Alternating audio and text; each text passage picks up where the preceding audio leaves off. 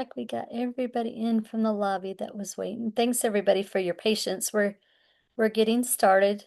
Um, we're going to see and turn it over to Dr. Allgood to give us a welcome and talk a little bit about why we're all meeting today. Everybody, good afternoon. Can y'all hear me okay? We can. Okay, great. So thank you all for joining us.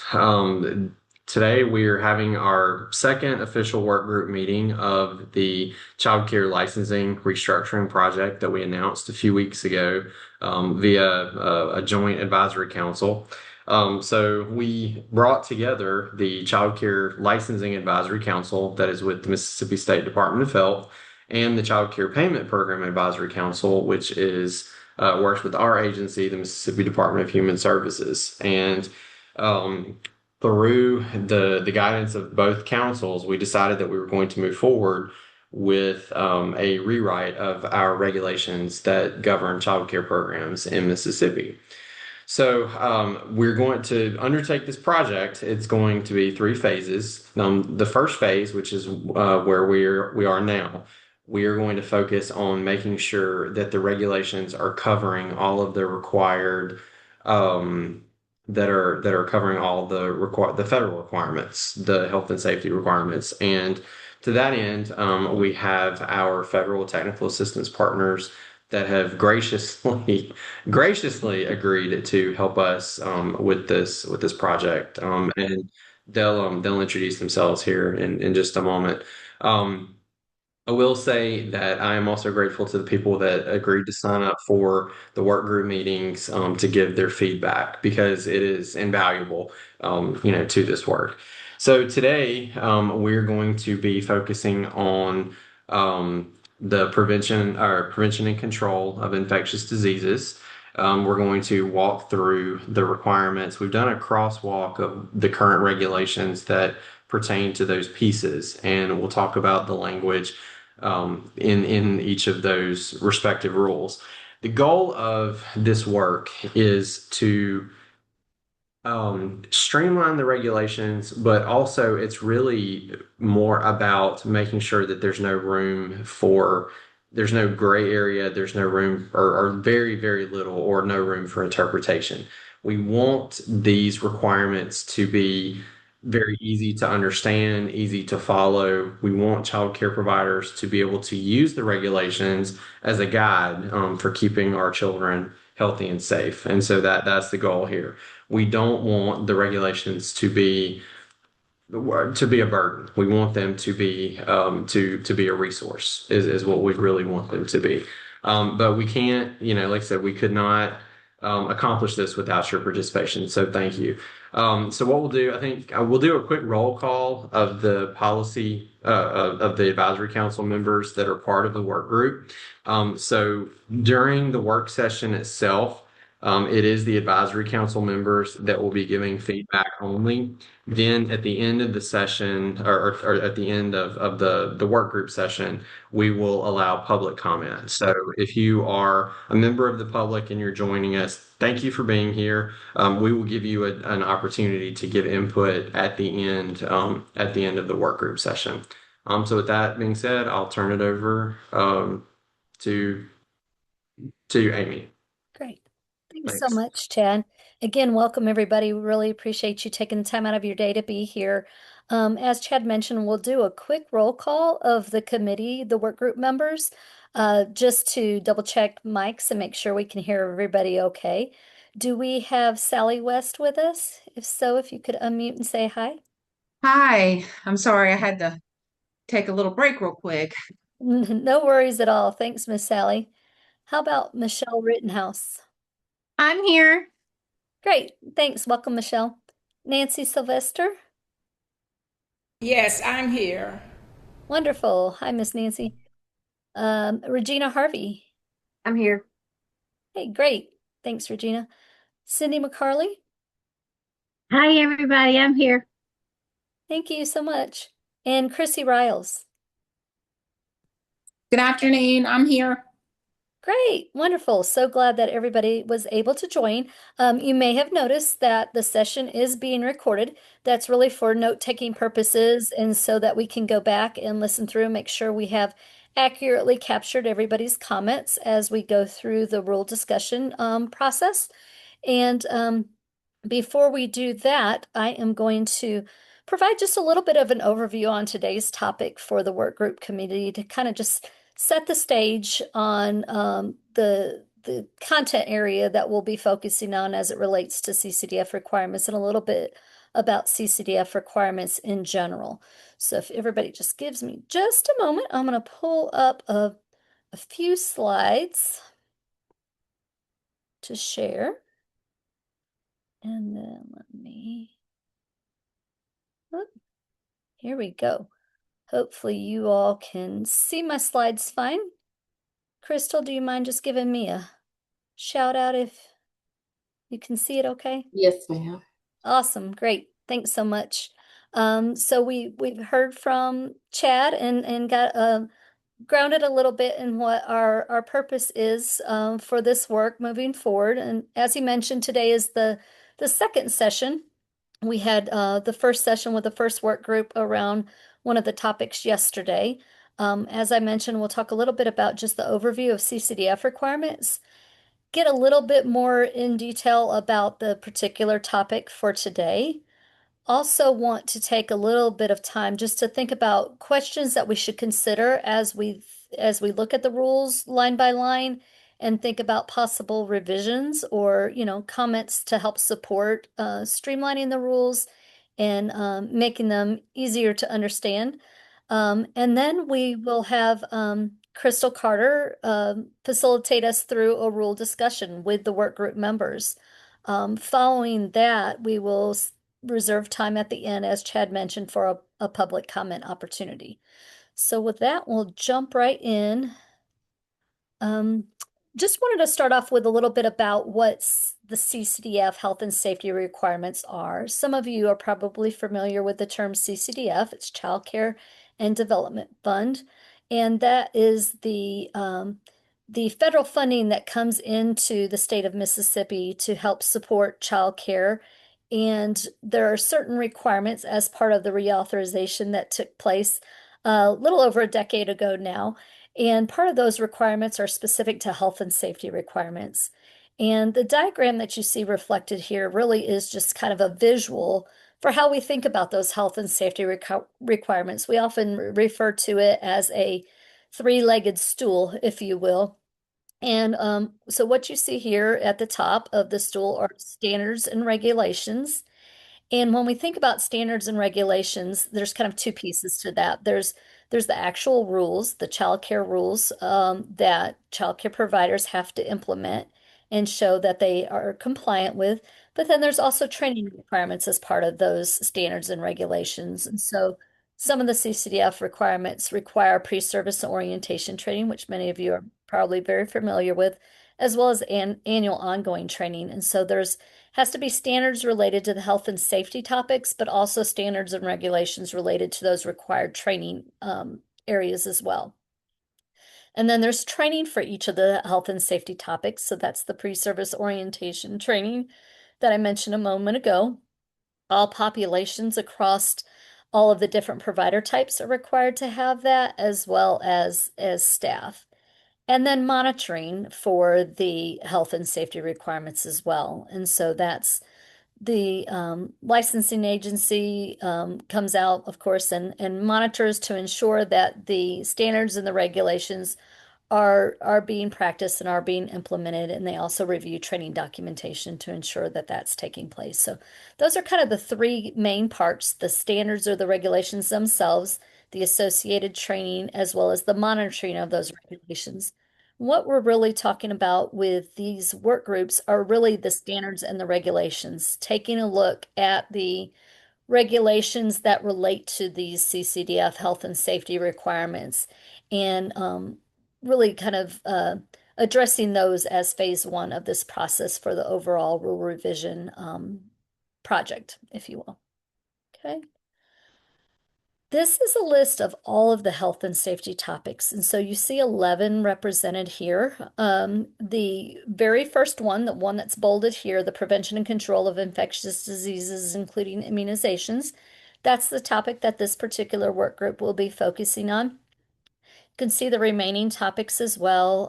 There's one around SIDS and safe sleep. There's one around administering medication. That one actually be for work group purposes will be paired up with the handling and storage of hazardous materials, which you see down there at number 8. Um, there's some around building and physical premises safety, which is a big one. That's the work group that we started off with yesterday. Also one around shaken baby syndrome, abusive head trauma, child maltreatment, emergency preparedness, transporting children, CPR, first aid, and child abuse and neglect. One that you don't see here that is a 12th topic for training purposes, for pre-service training purposes, is child development. And so that is actually one of the work groups as well during this first phase is child development training work group. But again, like I said, the one that we're focusing on today is prevention and control of infectious diseases. And as we look here at the topic overview for that particular one, it's quite lengthy. The worksheet that went out to the work group members in advance of the meeting had this content at the very top of it. So I won't read, this is a lot of words on a slide. I won't read it out loud to you now, but the main thing to think about as you look at this specific information is that the prevention and control of infectious disease is kind of one component of the topic, and immunizations is kind of the second component of the topic. So it's included as part of it. And so all of the A, B, C specifics that you see listed here are specific to immunizations. And so it's just noting that the CCDF requirements note that lead agencies need to ensure that any children that are receiving services under CCDF are age appropriately immunized. And then there's some exemptions in Part B, and that would be for children that are cared for by relatives, children who receive care in their own homes, any children whose parents object to immunization on religious grounds, or whose medical condition contraindicates immunization. And then there's also Part C of the immunization section, which talks about a grace period for children that are experiencing homelessness. There's actually today, for today's conversation, most of the discussion will be around the prevention and control of infectious diseases in general. And then there are a couple of regulations that will specifically talk to about immunizations. I just want the work group members to kind of keep A, B, and C in mind when we do talk about the immunization part to see if there's any clarification that needs to take place related to these requirements. Okay. When we think about prevention and control of infectious disease, those of you that have been in childcare for a long time think, oh my goodness, that's probably a whole lot of the regulations. A lot of the rule book might apply to that. Some of the different indicators that we take a look at when we're reviewing regulations are related to diaper changing procedures, hand washing for staff and children, routine cleaning, sanitizing, and disinfecting, exclusion of sick children, infectious disease, breakout control, and immunization documentation. So those are just some of the topics. And I just realized too that when Chad turned it over to me, I launched right in and we got started. And I don't know that I even mentioned my name, but I'm Amy Page with the Child Care Quality and Business Support Center. We are part of the TA group that's providing support for this project for Mississippi. So my apologies that I dove right in and got started without doing that. So glad to be with y'all today. Some of the current child care facility regulations for and we missed this should say goodness. Sorry, hit it too. It should say preventing and controlling infectious diseases at the top, not the building and physical premises safety. I see that's an error and an update that I missed, so please disregard that header. But rule sections from the current center-based rules that we'll be discussing today that relate to the prevention and control of infectious diseases are Rule 1.10.9, which is rest period equipment. Also, the section on toilets and hand washing sinks, employee health, child health, of course, child hygiene, the diaper changing area, a little bit on facility records as it relates to immunizations, and then also immunization requirements. So those are some of the rules sections that we will discuss, and not necessarily all of the rules within those sections, but ones that have been identified as kind of the primary rules that would support this topic as it relates to CCDF. And so before we launch into Crystal kind of going through the rule by rule with us, want to think about things that we should consider as we're taking a look at these rules. And so this is really for the work group members, but also for the general public and thinking about how, the types of comments you want to think about sharing during the period at the end of the session. First is, are there any current challenges related to the rules that we discussed? Do these particular rules present any challenges to providers as they are currently written? How maybe can they be easier to understand or more streamlined? Can they be simplified? Is there anything that feels repetitive, or is there anything that you feel like could be combined or condensed to kind of streamline them a little bit? And then implementation difficulties. Are there any rules within this topic that are really hard to, maintain compliance with? And oftentimes, my background is prior to coming to working with the TA Center. I was many years in licensing. I'm actually housed here in Georgia, is where I'm calling in from today. And a lot of times I would talk with providers and things, and it's sometimes easy for some rules to have a quick fix in the moment, but it's hard to maintain compliance with rules. So kind of keep that in mind. Not only what is maybe difficult to initially implement, but what are the types of things that are harder long term to maintain compliance with as you think about these regulations. Any clarity issues, is there anything that's just confusing that needs to be clarified or that could be reworded so that it's clearer and more concise? And then any suggestions for improvements? Is there any way to help ensure high quality childcare while reducing burden on current providers, or is there anything to think about, for new or potential providers as it relates to the regulations? And then additional feedback. Are there any other suggestions that you would like to share regarding the rules? Bear in mind that the rule set that we'll be taking a look today is just a portion of these topic areas. And so, the rules that we don't get to or that we don't discuss today would be part of phase 2 of this process and taking a look at all of the rules from front to end for the center-based regulations.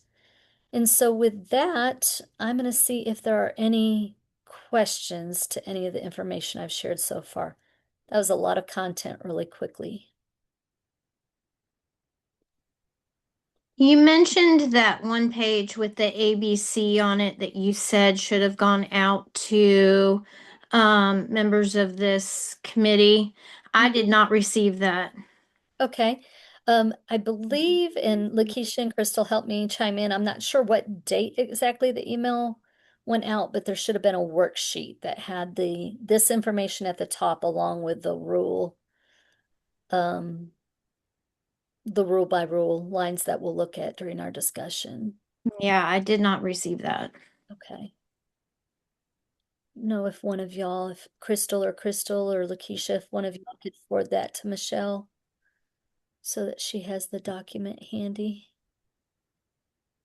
Thanks, Michelle. Thanks for letting us know that you didn't get that. Okay. I'll give you a minute to take a look kind of I, at this. I also didn't receive it. I just looked through all of my printed documents and I Okay. didn't have a copy of it. Okay, great. We'll make sure that the work group committees get the document, and then we're going to share screen and look at it line by line so you all will be able to see the regulations as they are currently written on the screen, but we will be sure to follow up and make sure that you all have a copy of that too for notes, especially going into the next meeting too, that you can just in case, and we will too, just a couple housekeeping notes about halfway through today's session. So about 1:30-ish, we'll find a good breaking point and take a break because I know this is a long time to be on virtually with everybody. So we'll take a break and then we will also find a good stopping point if we've not gotten through discussion of all of the rules.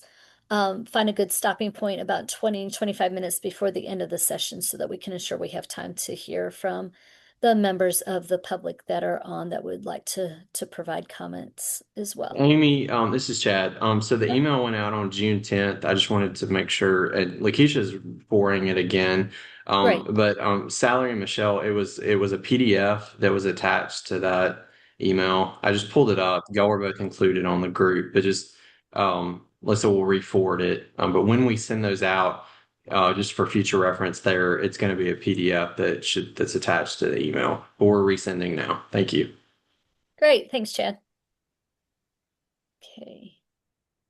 All right. Any other questions?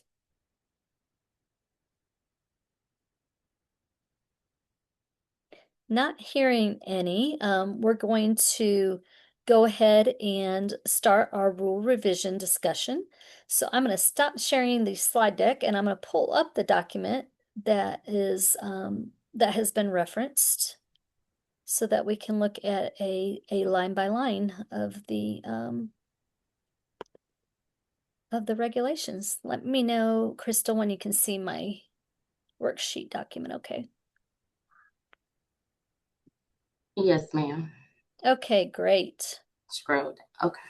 Yeah, so what y'all are looking at real quick is just the document that went out and it's specific to this work group. It has the language again at the top from CCDF, and then what we're going to focus on is the line by line of the different regulations. So Crystal, I'll turn it over to you.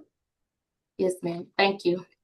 Good afternoon, everyone. My name is Crystal Carter, and I will be your facilitator for today's work group on prevention and control of infectious disease. As each rule is presented, we will pause for questions, comments, or suggestions for the revisions. Are there any questions before we get started?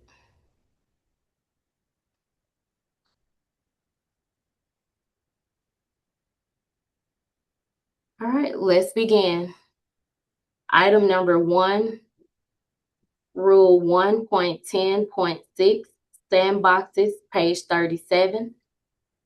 Sandboxes shall be constructed to permit drainage, shall be covered tightly and securely when not in use, and shall be kept free from cats or other animal excrement.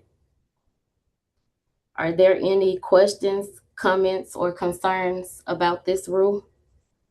I do. Miss, you had mentioned about regulations that are easy to implement in the beginning but hard to maintain.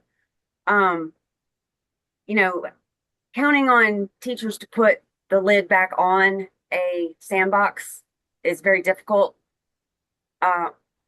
Also, I have one particular area that has like a giant, like a rainbow bridge that the kids can climb on, and the area around it is a sandbox that they can play in the sand and they slide into the sand as well. And covering that would be difficult, where I have another sandbox that wouldn't be hard to difficult because it's a box and you just put the lid over it. But I'm finding that the problem would be is just getting teachers to, I mean, they've got a handful of kids with them, and then finding the time to close the box up when they have all the kids at the same time. So that's kind of where, not having a maintenance man that's here every day to be able to go out there and close it up every day and open it up every day and that kind of thing.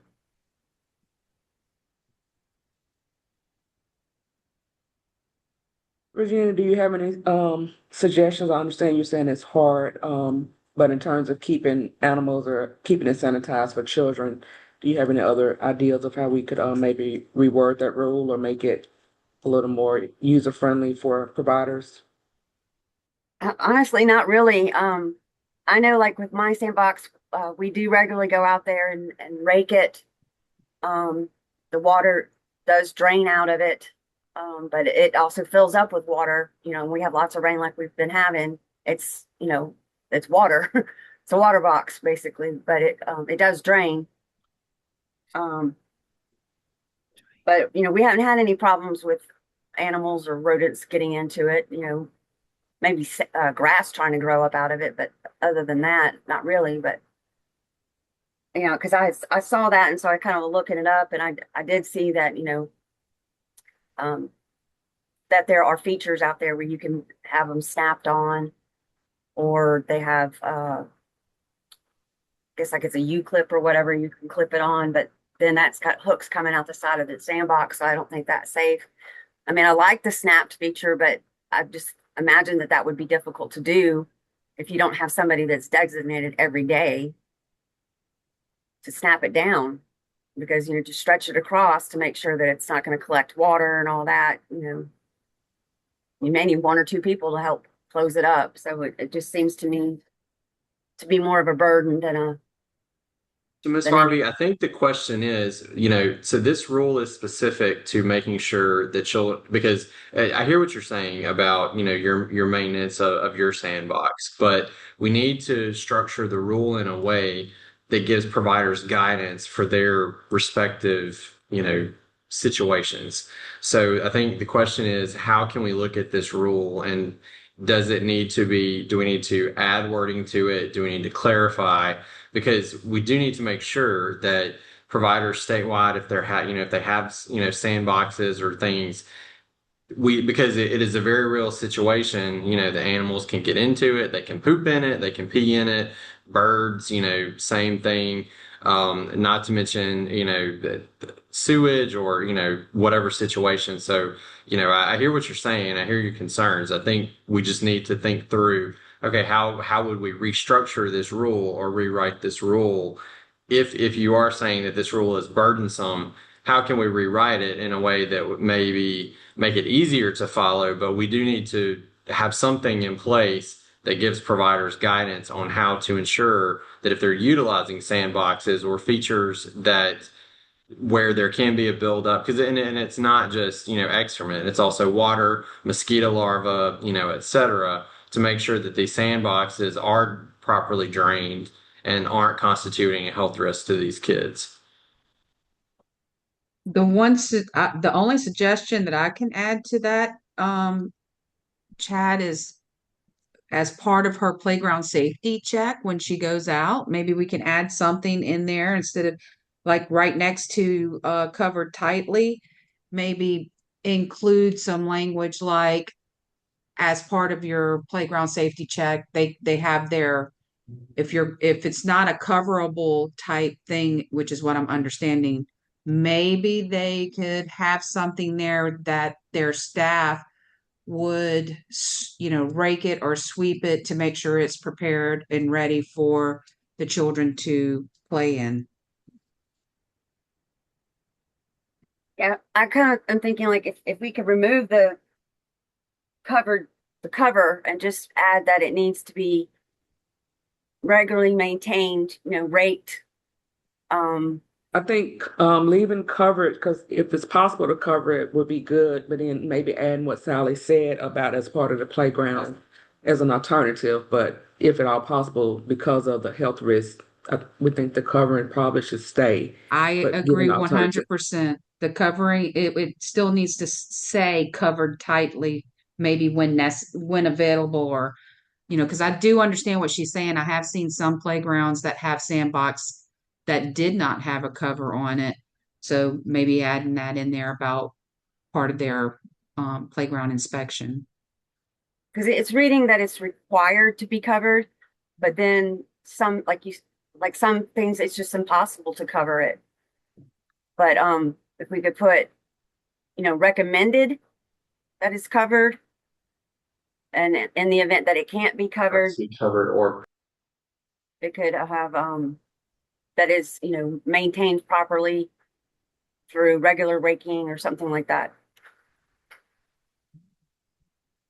As I look at the rules that, even in relationship to the sandboxes, I keep in mind that if I had a child at that center, what would I be looking for?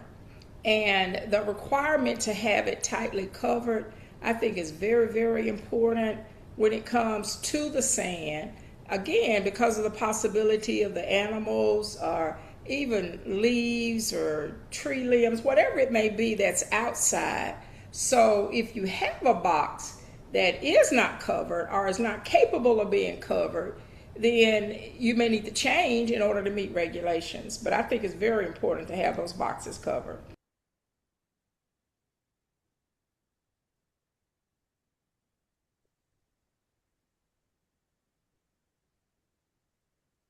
And we'll write the suggestions down both ways, but I think and because again, we're gonna write the suggestions and then we'll add it to the regulations and we'll have a draft for the committee to review.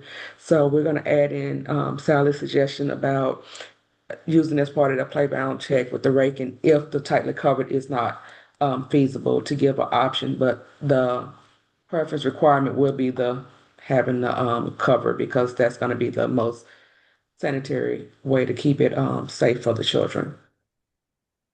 I think, one thing we need to consider is that when you're talking about setting up your playground and stuff like that, sand is actually one of the recommended options to put underneath equipment so that, if a kid falls or something, certain amount of sand is recommended, which is how this ended up getting set up this way. It wasn't intended to be a sandbox to start with, but it kind of just evolved into that. So that's kind of why I think it's important that we clarify between the two, because there's sand underneath a swing set. It just depends on the playground.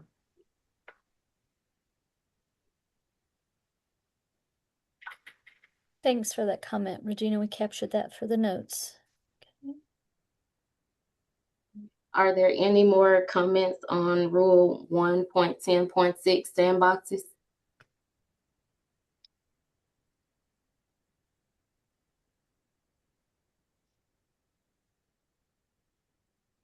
Okay.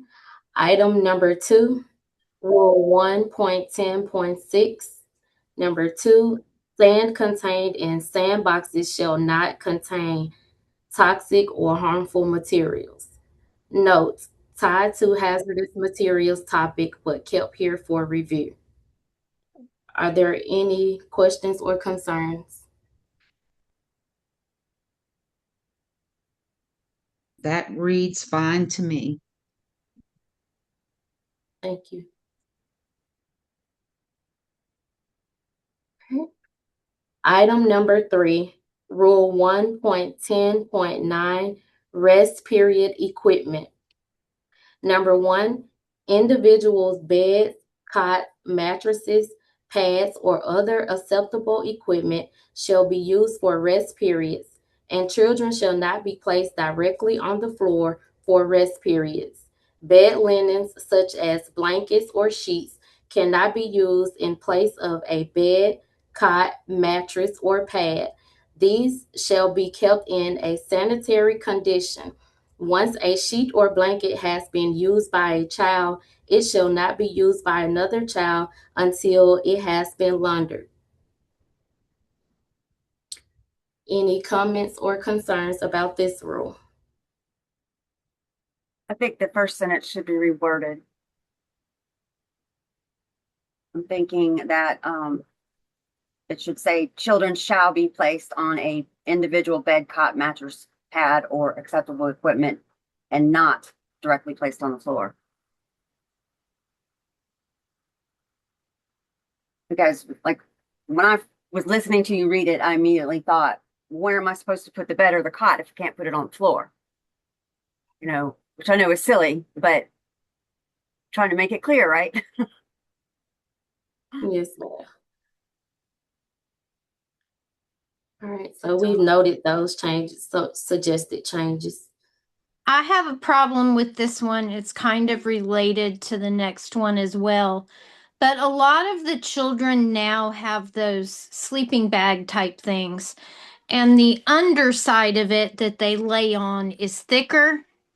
And then it'll have a blanket and maybe a pillow and it's all attached. And then they've told us you have to have that foam mat underneath that, because it can be wiped and it's waterproof or whatever. And I just don't think that makes a whole lot of sense.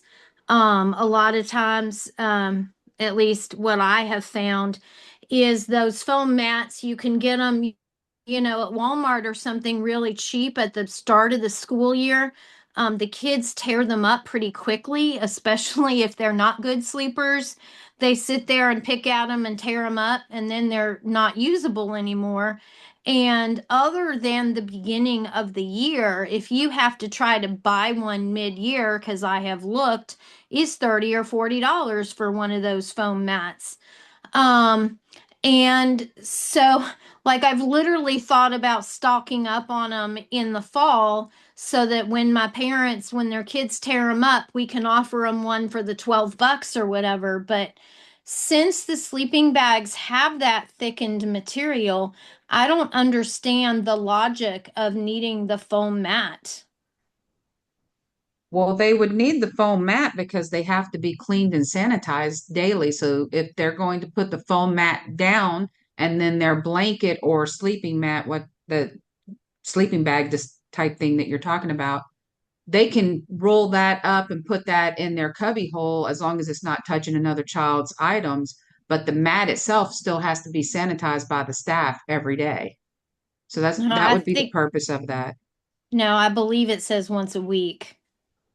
I think I've seen once a week and I've seen twice a week, but I've never seen every day that that mat has to be wiped down. Hmm.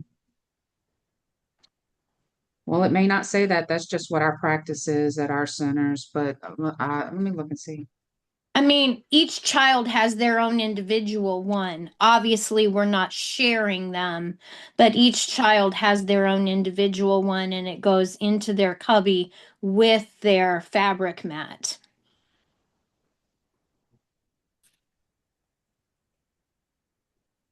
So are they saying that these plastic mats should be individually assigned to students? Because if you're sanitizing them every single day, then you could potentially just stack them up in a crate and just reuse them and pass them out to the class if you're sanitizing them every day. Am I thinking wrong?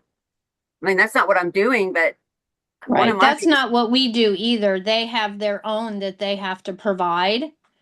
So they purchase one and usually both because we tell them the state says they have to have both. And they both go in their cubby. So the same child is always using the same things. And of course, they're not touching anybody else's. And then we wipe them down once or twice a week. And of course, send the fabric home to be washed at least weekly or if it gets soiled.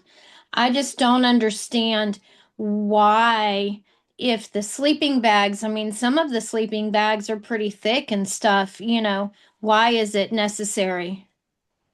So y'all, okay, I think in this particular situation, we need to think about what is what is the best sleeping arrangement for the child. And Michelle, I hear what you're saying about sleeping bags, but just putting sleeping bags in there is going to be too subjective. Some sleeping bags may have enough back support for the child, some may not.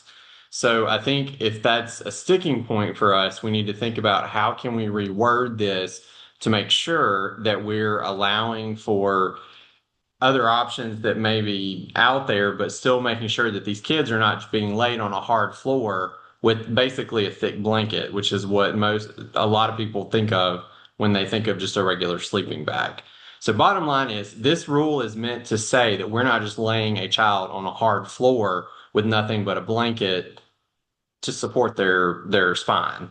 Because if a child is laying on their side or in certain positions, that can be very harmful to their spinal alignment.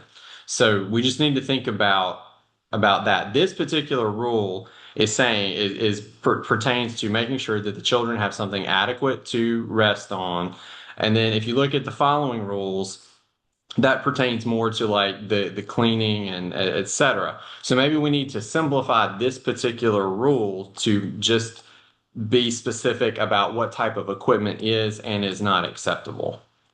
So like instead of having this all the sanitary whatever, because if we look below, there are rules that pertain more to the sanitary condition of the equipment. But I think in particular, what if we were to refocus this rule on addressing what children can and cannot be laid to rest on? I shouldn't say it like that. That doesn't sound right. What can they be allowed to sleep on during their nap period? Right. And that would be fine. I just have an issue with the foam mats and they don't stay on them anyway.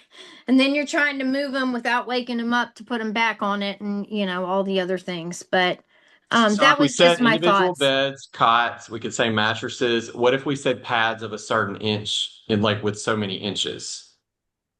And then take out acceptable equipment because acceptable is too subjective and we're trying to remove anything that is too subjective and open to interpretation. Right. That would be okay. But then, like I said, we have the parents provide them, and sometimes they buy 1 inch, and sometimes they buy 2 inch, and all the things. Of course, there's padding in the sleeping bags too, or whatever they have. I was just trying to make it more clear, and arguing that I just didn't understand. Sure, sure. Well, no, listen, that's why we're meeting today is to talk through it to make sure that it's clear. So I mean, we do need your input. So I think maybe if we specify like how many inches thick, like if it's not a cot or something, if it's just a foam pad or a pad, how thick the pad needs to be. Yeah, that's a good idea. Okay. And we can take a look as well too and get some examples of regulations from other states and what they have for rest equipment. Just off the top of my head, standard that we normally see is probably 2 inches. That's kind of a norm, but that's something that we can bring back to the work group for consideration as far as language. I just wanted to mention too, when we get down to line 44, we'll look at specifically the sanitation and the cleaning of the rest equipment. So that's to come. So kind of hold that thought on that part. Thanks, Amy. Are there any more comments on this particular rule? I have a question. So if the sleeping bag is thick enough to Ma'am, accommodate, Miss Gant, I'm sorry. We're only taking comments from the okay, committee at this time. okay, You can check, put it in the check. chat or toward the end. Make yourself a note and we'll come back to it. But right now, the conversation is only the committee members.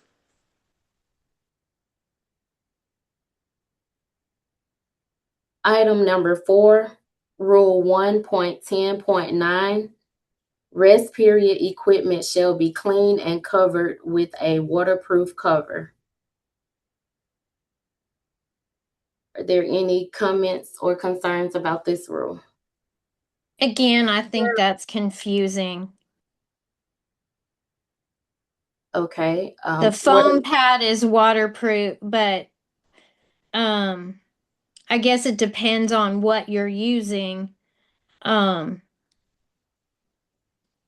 I think it could just be worded better.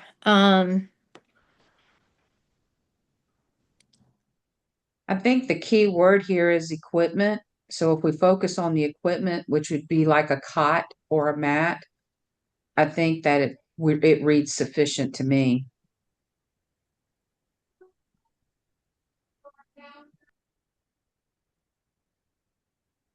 That's a good point, Sally. So we'll just have to keep in mind too, if the equipment rule is adjusted, that, we consider this regulation to make sure it still applies.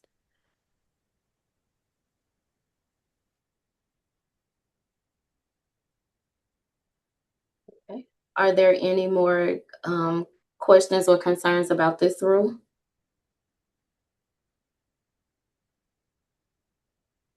All right. Item number 5, Rule 1.10.9. Number 3, nap pads and cots are designed for use by one child only at a time. No child is allowed to sleep in shared space. Are there any comments or concerns about this rule? I think the second sentence is redundant.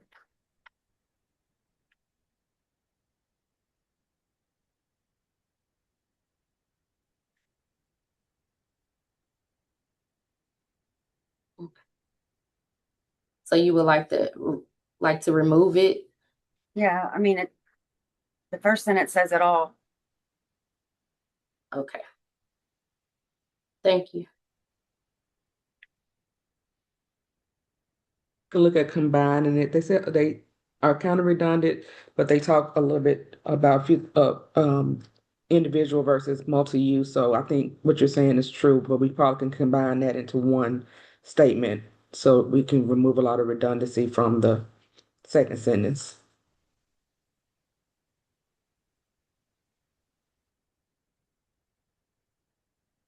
Any more comments or concern about this rule?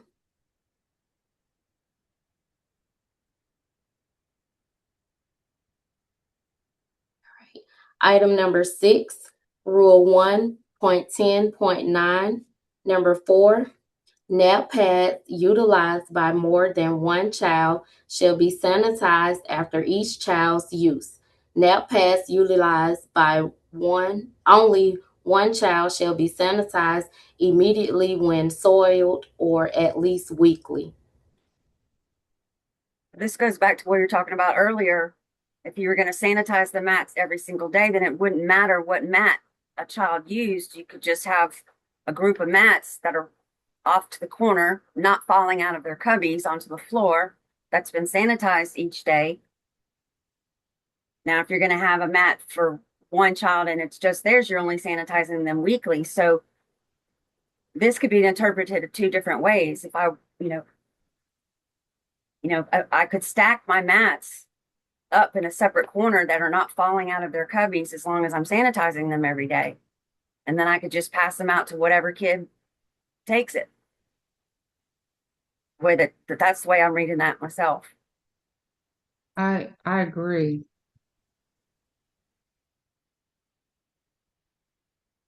So we need to clarify the language a little bit on that one. I know with me, one of my biggest things that I struggle with is space. If you put their child's mat and their blankie in their cubby, then there's no room for their extra clothes. And then when they grab their mat out, everything comes out of the cubby, or their mats fall out of the cubby onto the floor. Me personally, I think stacking the cubbies into, say, like some milk crates and up, vertical after they've been sanitized and folded up, put it there and away from the children would probably be more sanitary than putting them in their individual cubbies with them touching them all day long. Well, that first sentence, nap pads utilized by more than one child shall be sanitized after each child's use. So because we do the same, we have some that do the same thing where the mats are stacked, cleaned daily and stacked on top of each other and stored away from the play area. So I think that sentence for sure needs to stay in just so that everyone is understanding that they have to clean them every day if they're going to do that.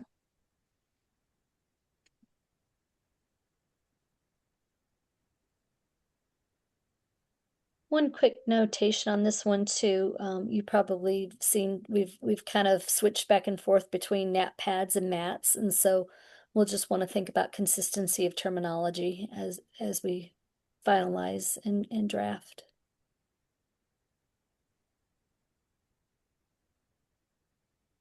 Okay. Are there any more comments or concerns about this rule?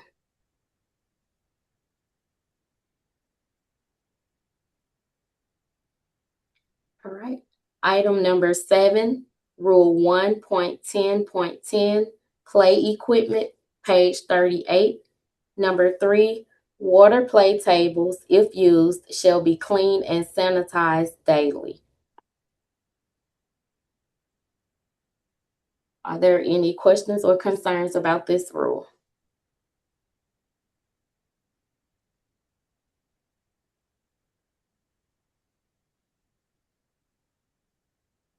Does that include like tables that it's not water, maybe it's some type of sand, or what if it's colored noodles? I mean, are sensory tables actually sanitary in general?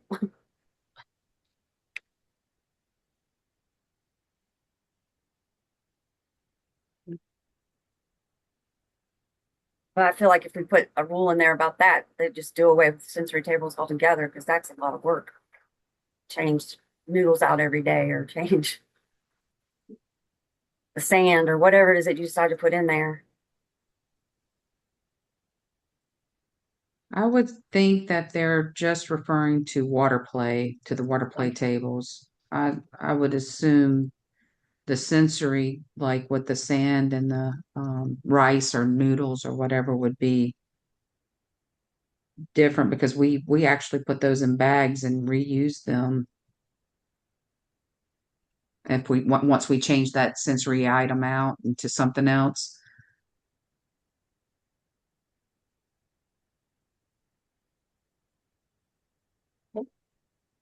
Are there any more questions or concerns about this rule?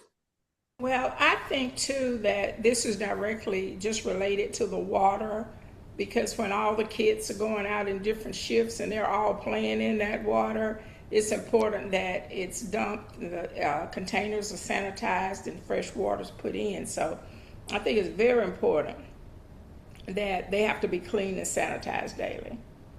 So it definitely needs to stay in. Thank you. Okay. Item number 8, Rule 1.11.1, Building, pages 39 through 41. The ceiling, floor, and/or floor covering shall be properly installed, kept clean and in good condition, and maintained in good repair. Carpeting is prohibited in kitchen areas. Are there any questions or concerns about this rule?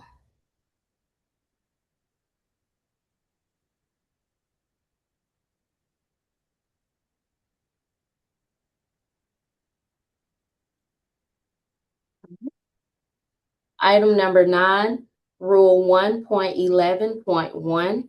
Number 12, walls shall be kept clean and free of torn wall covering, chipped paint, broken plaster, or holes. No paint that contains lead compounds shall be applied to interior walls or woodwork. Are there any questions or comments concerning this rule? Crystal, can I make one quick note? Both of those rules, both lines 7 about the ceiling and floor as well as the walls, were also part of the building and physical premises safety. And for that work group, we really focused on it more from the good repair, kind of the makeup of the walls and the ceiling and so forth, the flooring. So on this particular work group, we would want to focus kind of on any terminology updates related to cleanliness or sanitation. Okay. One of the challenges that we have on this one is what tears the paint up the most is the kids ripping the darn thermometers off the wall and tearing the paint with it. And the thermometers are supposed to be on the wall, which is another argument altogether. But that's in practicality, it is difficult to not have some peeling paint when you have to put that on the wall and other things that the kids pull off and the paint comes with it. Thanks, Michelle. That's a notation we can make note of too for the building and physical premises. Thank you. Any more questions or concerns? All right. Item number 10, Rule 1.11.1, number 17, all child care facilities are to be kept clean and in good repair. Are there any questions or concerns about this rule? I'll just reiterate too, for this group, we want to focus on the kept clean part. Anything that needs clarification or.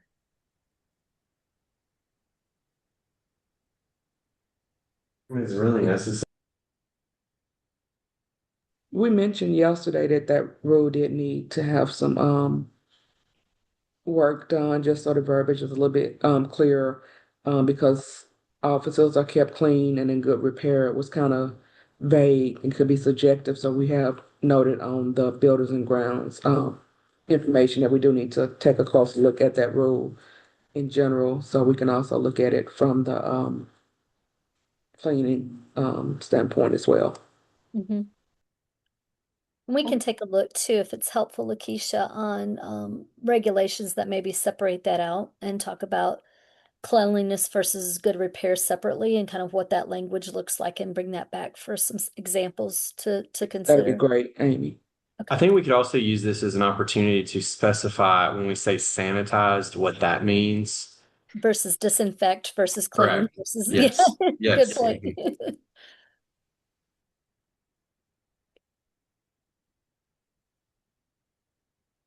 Any more comments or concerns about this rule?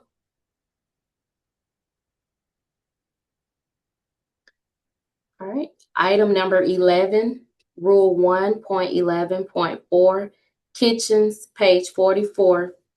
Number 6, all kitchens providing food for child care facilities with 13 or more children, and all kitchens in child care facilities not located in occupied dwellings shall comply with the Mississippi State Department of Health's 10.0 Regulation Food Code, with the exception that kitchens in facilities located in an occupied dwelling that are licensed for 13 or more children need not have a separate kitchen to serve the child care facility. That's Any, completely vague. go ahead. I'm sorry, Miss Virginia. It's completely vague. Like, what does that mean?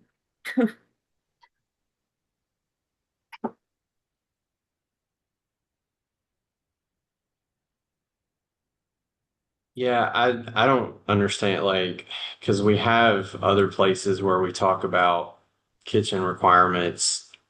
I frankly don't know if this regulation is even necessary here, unless we wanted, because it doesn't really, it doesn't speak to any one specific requirement.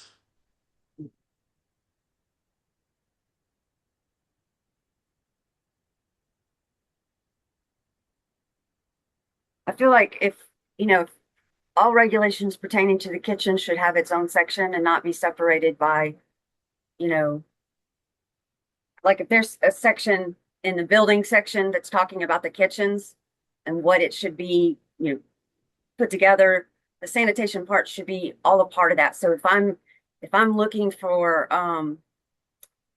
something in particular about my kitchen and trying to see if this is okay, I need to be able to go to the kitchen section and know that everything I need to know about kitchens is right there and not on page 44 and page 10 and page 20. It should just all be together. So this is so redundant and just not needed. Yeah, Regina, you're correct. And with this, they pulled rules from a lot of different areas that relate to the control of infectious diseases. But you're right, that's one of the things that we mentioned yesterday, that we are trying to make sure when we get ready to do the rewrite that rules that are related will be together, so you're not looking in multiple subchapters for information. But what we're going through right now is like they pulled anything that may be related to keeping down infectious diseases. And so that's why it's here. But in the copy that we actually developed, everything, like you said, related to kitchen nutrition would be right behind each other, because we want the rules to be more user friendly, so that when providers and even the licensed officials are going through the information, it kind of flows in a way that makes sense and is easier to use for everybody. Thanks, Lakeisha. And one thing to note too, as we're going through this, you mentioned that we had to pull the regulations that applied to this particular topic, and you'll notice in the second column, this particular rule here on line 11 is related to kitchens. It is in the kitchen section. And so we try to bold, so for example, lines 12, 13, 14, 15 and on down are all in the section related to toilets and hand washing lavatories. And so kind of keep that in mind and kind of look at the bolded section header, if you will, or the rule chapter. That will kind of tell you where it currently is, but totally agree that it is much more user-friendly for both providers and licensors to have all rules related to a specific area or a specific component to be in a section together. And so, yeah, that's something that we'll take a look at, especially as we get into phase two and incorporating the rules that aren't necessarily specific to the CCDF requirements and making sure everything fits in the right place. Is that helpful, Regina?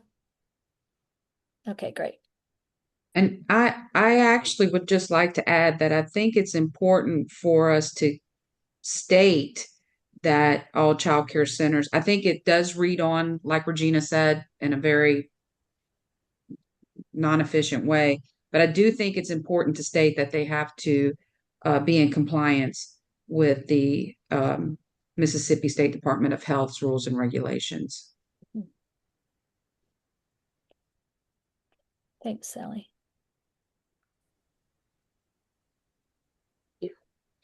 Any more comment or concerns on this rule?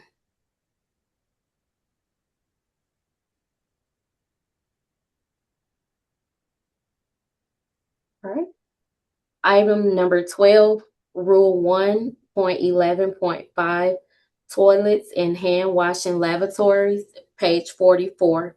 Number 1, toilets and hand washing lavatories shall be located within the physical confines of child care facility and shall be convenient to outside playground areas. Are there any questions or concerns? I think this one is kind of confusing. I assume it means this should be inside the building and not an outhouse, but to say convenient to outside playground areas, how do you define convenient? So many feet from outside, or, that sort of thing. It seems kind of vague. Good point, Michelle. I agree. I mean, either way, I mean, if it's convenient or not, you're not going to let a kid go to the bathroom by themselves. So it's irrelevant if it's convenient because you're going to have to take the whole class inside to take them to the bathroom. Exactly. Exactly.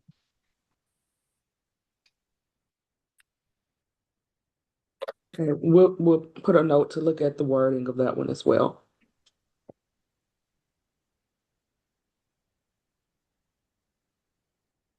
Any more comments on this rule?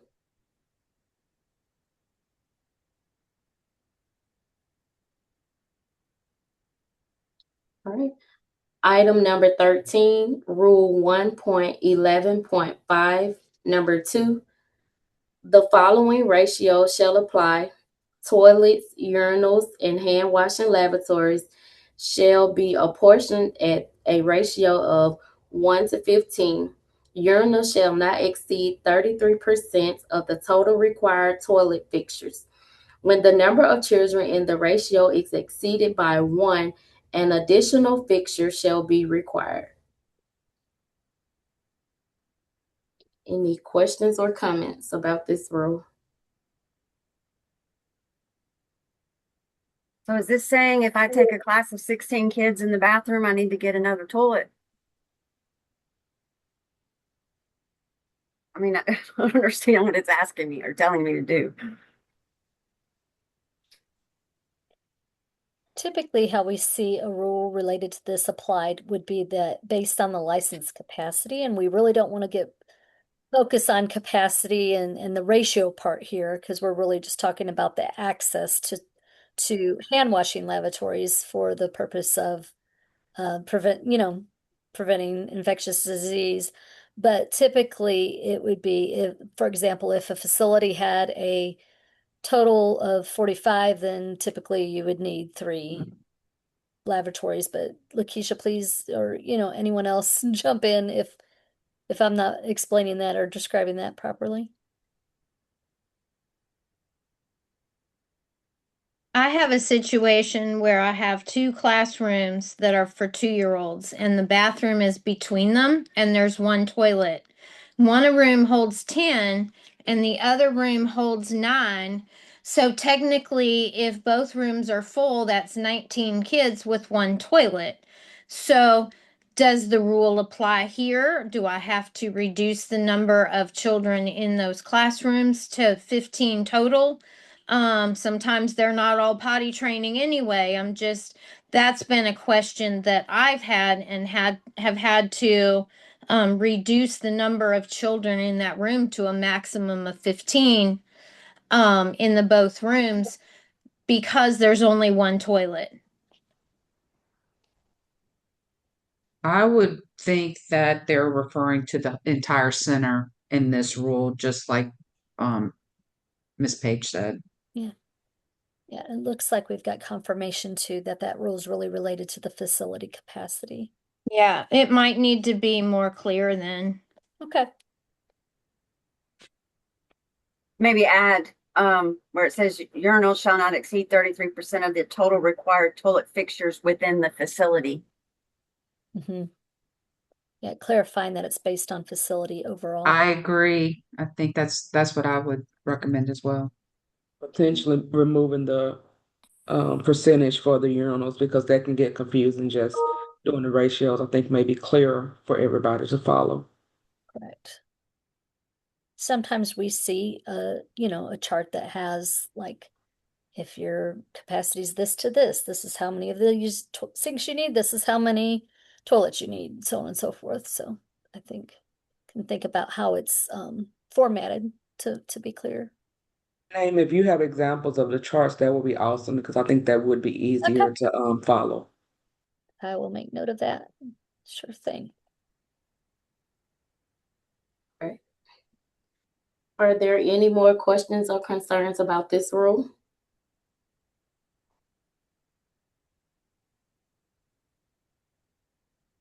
All right. Item number 14, Rule 1.11.5, number 3. The hand washing lavatories located in a diapering area shall not be included in the ratio of hand washing lavatories to children from determining a child care facility's capacity. Diaper changing sinks shall not be used for any other purpose, such as, but not limited to, rinsing or washing baby bottles, pacifiers, teething rings, or for food preparation. Are there any questions or concerns about this rule?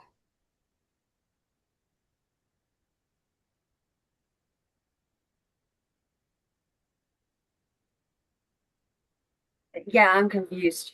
A diaper changing sink in my mind is a sink that I'm going to use to wash my hands after I've changed diapers.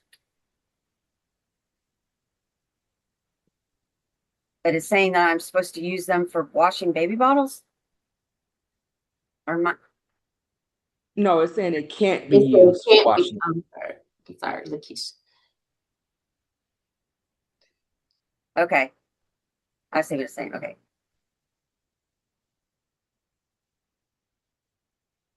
I think it should just say diaper changing sink should only be used to wash hands after changing diapers because that shall not be. It confused me. I had to read it several times. Okay, we'll look at the language and how it's written to see if we can make it more straightforward. Thank you, Regina. Even I think that it's important to have some of those things listed in there, like the baby bottles, pacifiers, teeth and rings, just so that they know these items can't be used in that sink, even though it's for hand washing.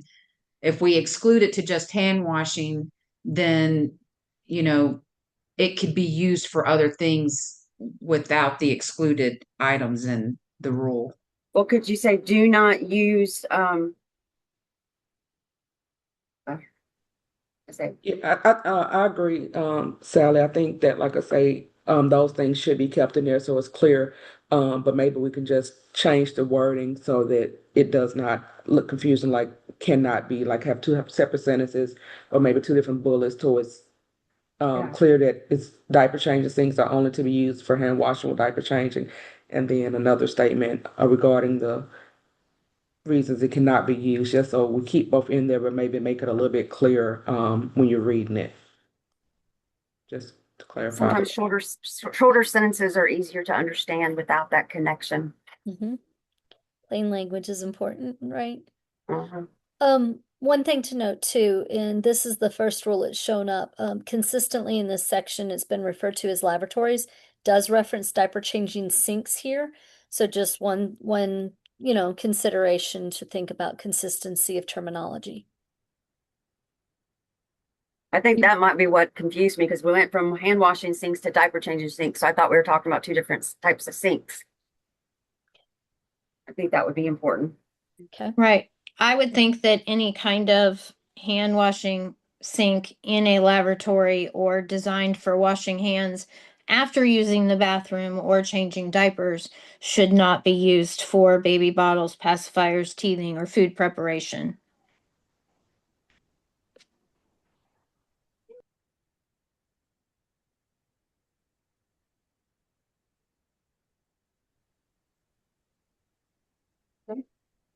Are there any more comments or concerns about this rule?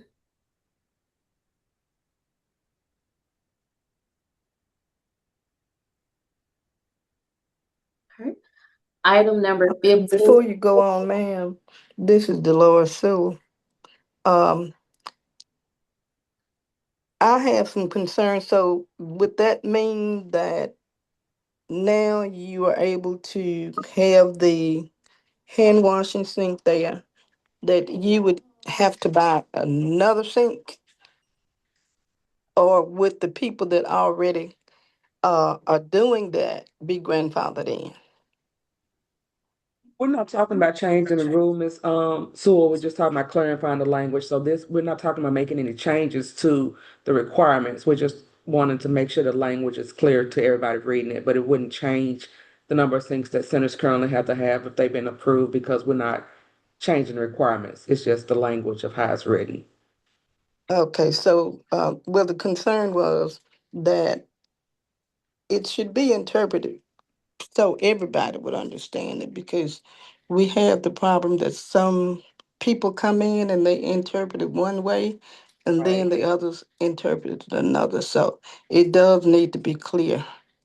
Yes, ma'am, and that's why I agree with you, and that's why we're doing this. Like we say, yes, we want to make sure the language is clear, so it's not being interpreted based on the reader. So you're exactly right. And so that's what we want to do with this. Like I said, we don't want to make it to where it's going to be a hindrance to you guys. So again, it shouldn't make any changes to where they're requiring more sinks. It just should make it clear to everybody reading it of what's required across the board. But I don't think, and if that came up, of course, you could reach out, but that any changes like this that we're making, unless, like we say yesterday, we say for new constructions or renovations, it shouldn't make any changes to the requirements that you guys are currently having to follow. Okay, thank you. No problem. You're good. Item number 15, Rule 1.11.5, number 4. All hand washing lavatories shall have both hot and cold running water. Hot water temperature shall not exceed 120 degrees Fahrenheit. Any questions or concerns about this rule?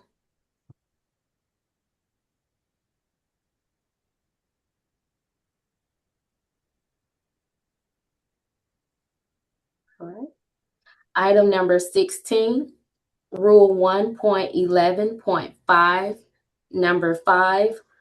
Toilets, urinals, hand washing lavatories, and sinks shall be clean and operational Bathrooms, hand washing lavatories, and sinks shall be supplied with soap and individual towels for drying hands. Each toilet shall be supplied with toilet paper.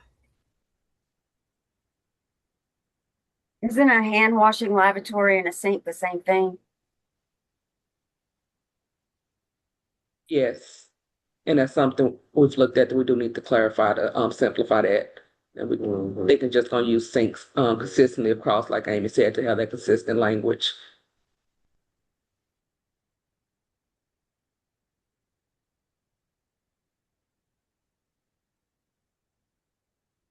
Any more comments or concerns about this rule?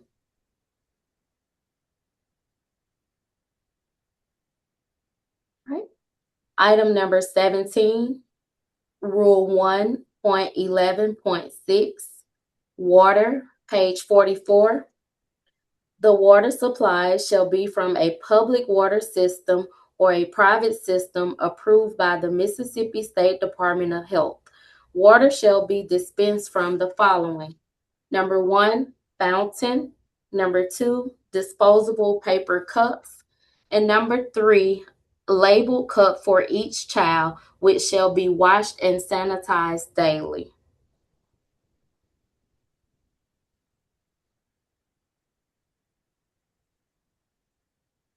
Are there any comments or concerns about this rule?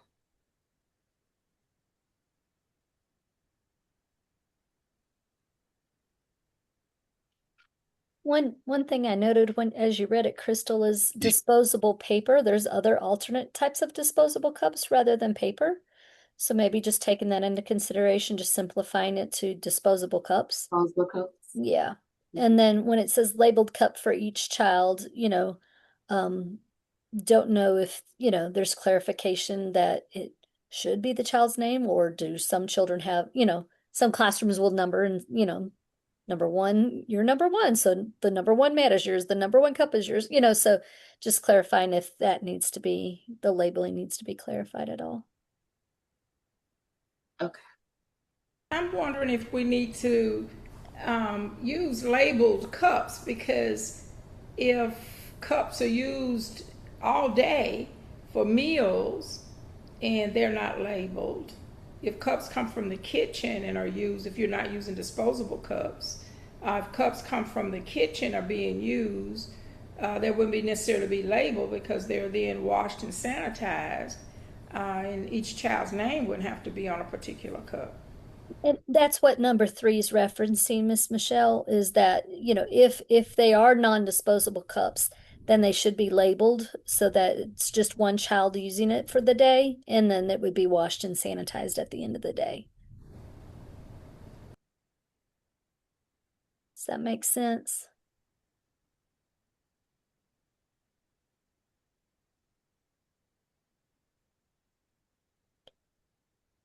I just don't particularly like the fact that it has to be labeled, unless you're saying they're going to use that cup over and over during the day, and then it's Lance, I think washed. that's why I think that is what they're referring to. Like some people, some centers may use water cups, and they may be planning to use that same water cup with children all day. So at that point, it would be labeled. But like I said, if you're using disposable cups, you would just, like you say, use them and trash them up. You got cups in the kitchen that you're just pulling out and using at one time. So I do think we may need to clarify that language. But I think that is referring more to if you have a Should we child. say disposable one-use cups? Disposable.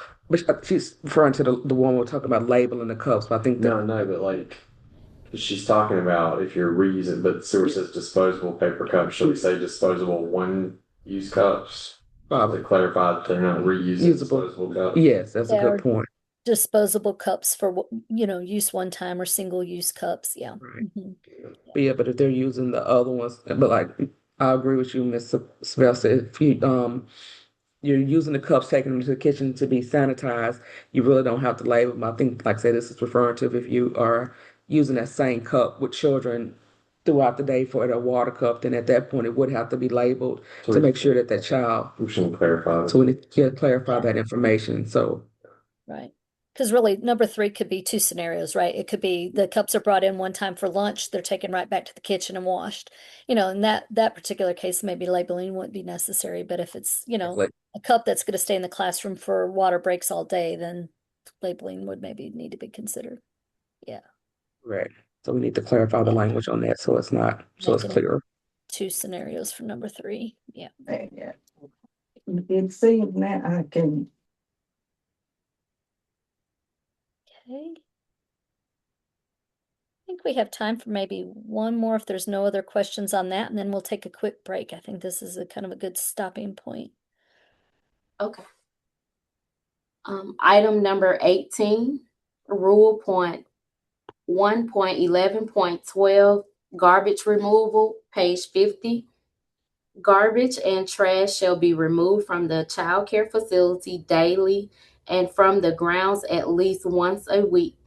Garbage and trash shall be stored inaccessible to children and in insect and rodent resistant containers. Do we have any questions or concerns about this rule?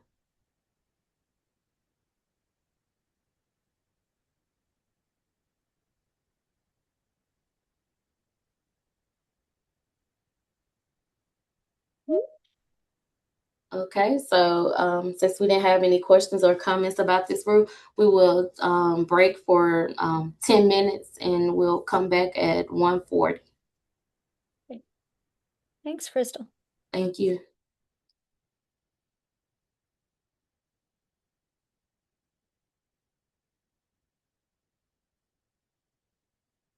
Hey, Chris. Okay. Just a quick question, Crystal. Is the screen share and all of that going okay? You all can see the document and I'm following along okay for you? Yes, ma'am. Okay, great. Because I've got my notes separated, so I want to make sure you're not having any wild pop-ups coming in as I'm transferring back and forth. Great, thank No, you. ma'am, everything looks fine. Thank you. Thank you.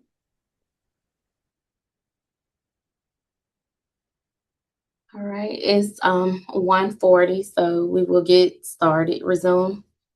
We're on page 4, item number 19, rule 1.11.3, environmental health. The child care facility shall comply with all regulations promulgated by the Division of Sanitation of the Mississippi Department of Health for 1, food service, 2, on-site waterway systems, 3, vector pest control. Any comments or concerns about this rule?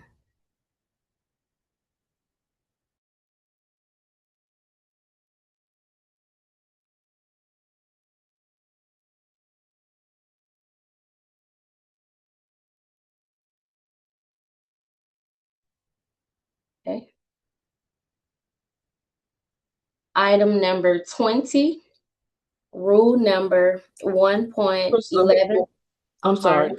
On environmental health, looking at that to make it clear for providers, I think we need to add a little more information because Okay. that's kind of vague. So if we could put a note that we want to just make that a little bit clearer. More information. Yes, ma'am. All right, thank you. Thank you.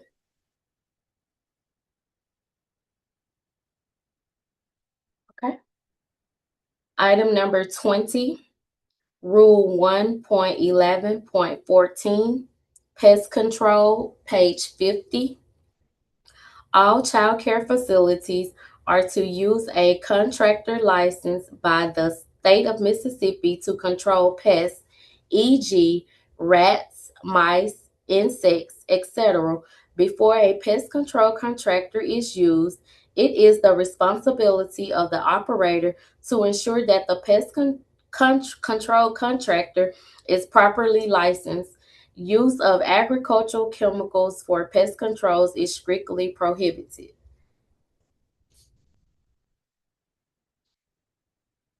Any questions or comments about this rule?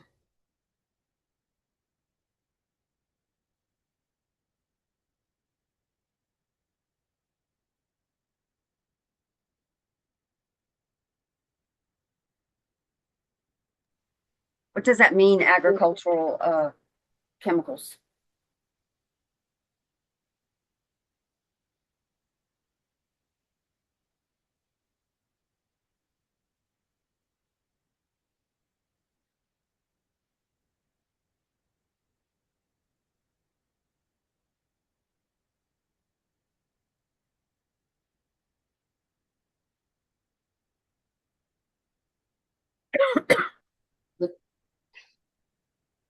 Um, I think can we just say like just keep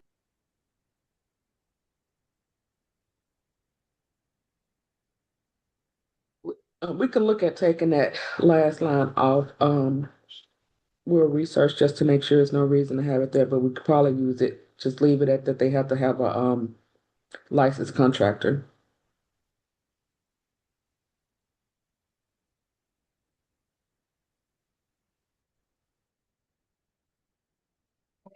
Any more comments or concerns about this rule?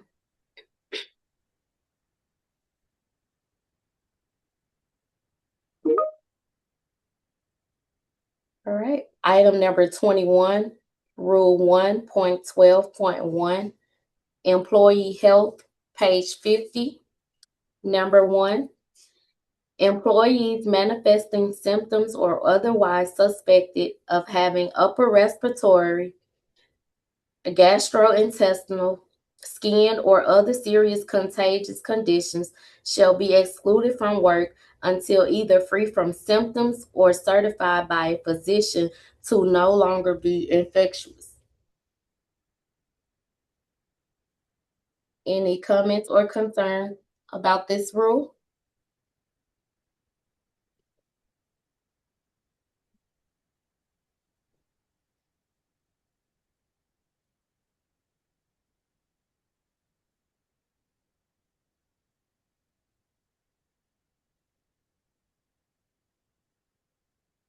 There is a note in the chat that we'll make note of, just asking a question about how long they have to be free. So I'll make note of that in the next. Yes, ma'am. Thank you. Mhm. Item number 22, Rule 1.12.1. Number 2, staff shall use universal precautions when changing diapers or being exposed to biocontaminants to include blood, body fluids, or excretions that may spread infectious disease. Refer to Caring for Our Children, National Health and Safety Performance Standards for guidelines on cleaning bodily fluids. Note, Caring for Our Children is no longer online.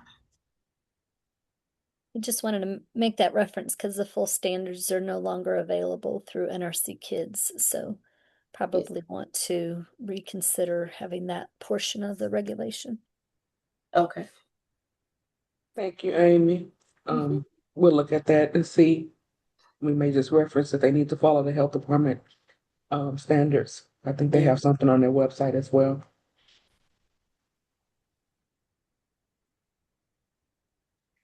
Any comments or concerns about this rule?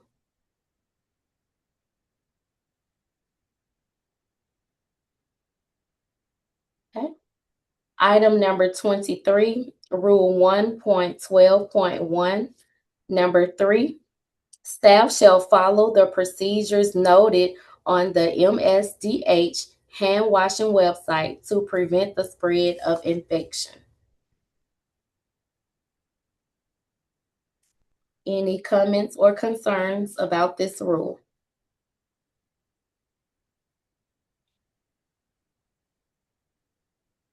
So does that mean they're not going to include hand washing procedures in the rules and regulations, and they're just referring us to go here?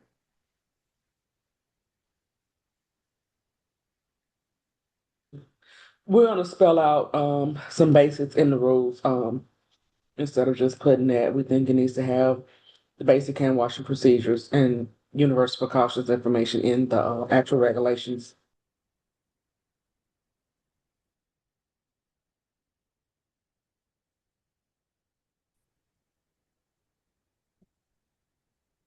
Any more comments or concerns about this rule?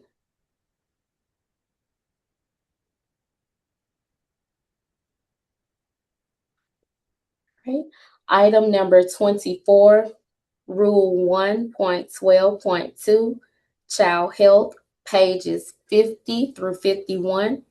A child is suspected of having a serious contagious condition shall be isolated and returned to the parent as soon as possible. Are there any questions or comments about this rule?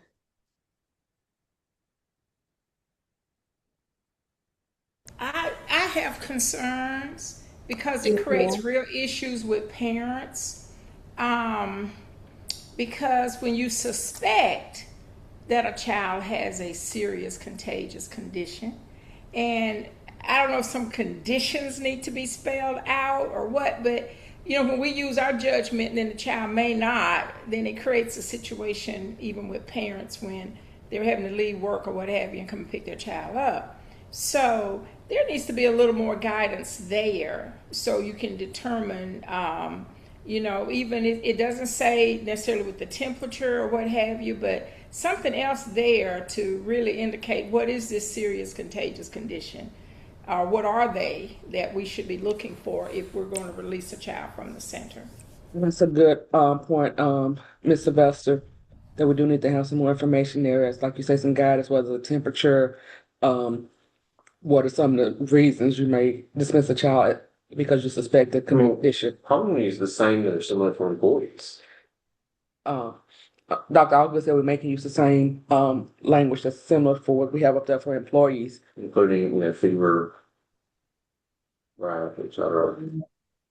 So we'll look at that, but we agree we need to have a little more information there to provide some guidance to providers, like you said, to have something when you're telling parents, except, oh, I just suspect it and it's not laid out in the regs. I know you can't get a lot of pushback on that, so we agree that the language needs to be a little more added to it. So we'll look at that as well. Mhm. And also, what does isolated mean? Is that in a separate room with another teacher? Is that in a crib? Is that in a high chair? Depending on the age. I mean, the fact is that child's been in that room up until that point. So, isolated could mean, you may not have a teacher to entirely seclude them in another room. That's a good point, Michelle. We actually talked about that some yesterday under buildings and grounds, where it talks about having a separate space. So we're going to look at the language on that because Make sure it's consistent. it's consistent across the regs. Because you're right, you may not have a teacher or a separate space to put, so you do need clarification on what we mean by isolated. So we will work on that language.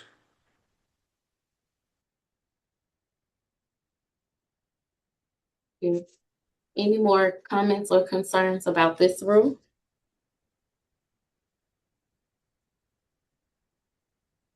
All right.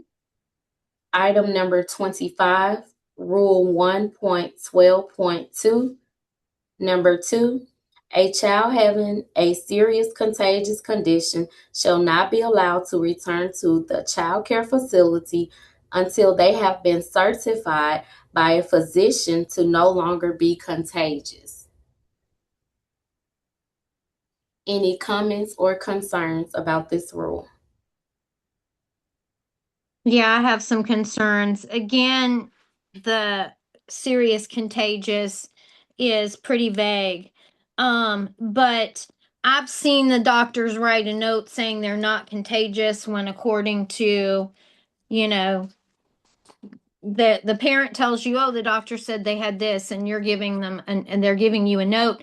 You look that up, it says they're contagious. So doctors' notes, one, are not always reliable. And the other issue is that not all the time do the parents take them to the doctor. They just wait until these symptoms are no longer there. So then if you tell them, oh, well, you've got to get a note from the doctor, they're going to get mad. They don't want to take them to the doctor.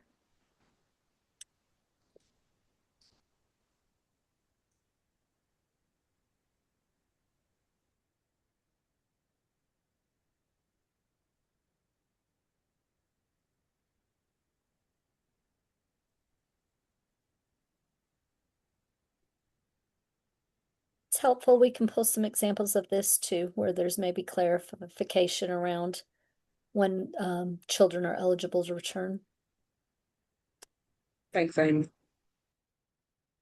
Well, I have a generic policy in my facility that they have to be, they can't come back within 24 hours and they have to be, fever free. Without medication, yeah. Yeah. We see that quite So, often. It's 24 hours fever free without the support of medication to reduce yeah. fever. Yeah. Yeah. Any more questions or comments about this rule? Yes, ma'am. Can you hear me? Mr. King, I'm sorry. We're only doing committee members right now. Oh, I'm sorry. I do apologize. No Please problem. forgive me. No problem. All right. Item number 26, Rule 1.12.2. Parents of all children shall be notified of a contagious illness in the child care facility as soon as possible. Any questions, comments, or concerns about this rule?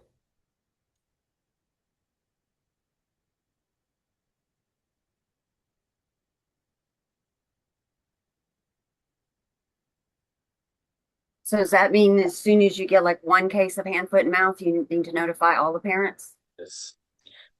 Yes. Yes, ma'am.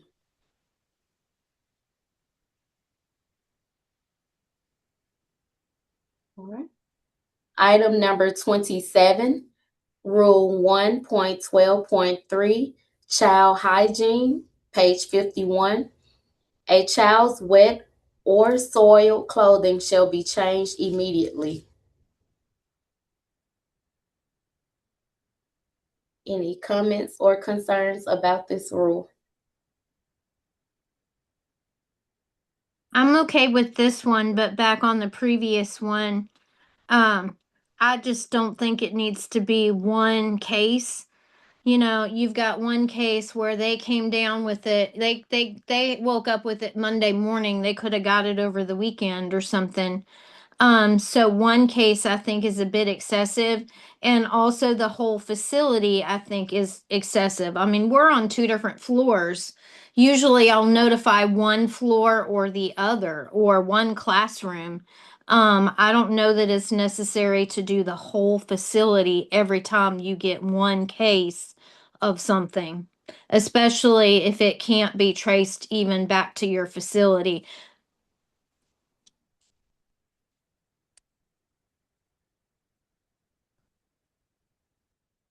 I agree with her.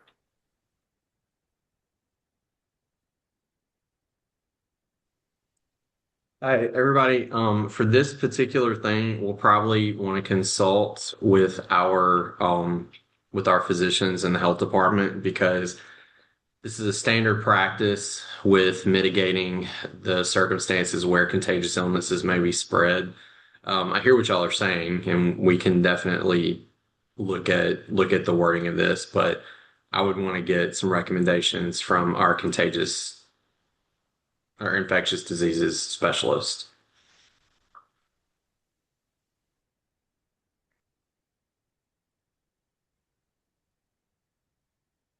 Any more questions or comments?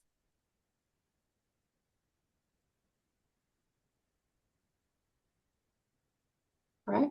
Item number 28, Rule 1.12.3, number 2.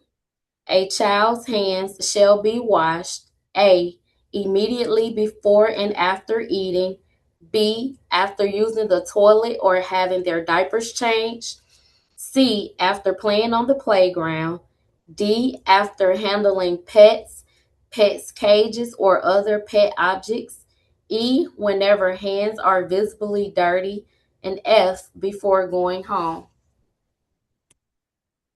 Any questions or comments about this rule?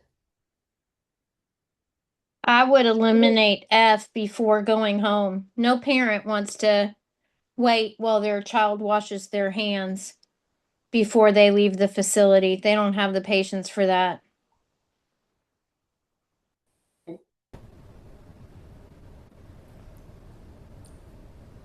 Should we include when they enter the center?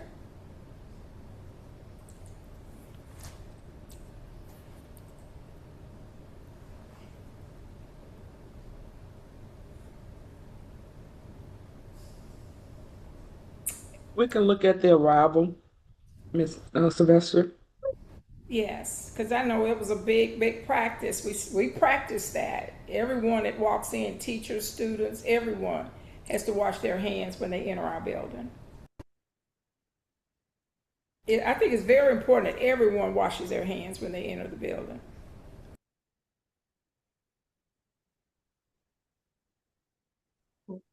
Okay. Any more comments or concerns about this rule?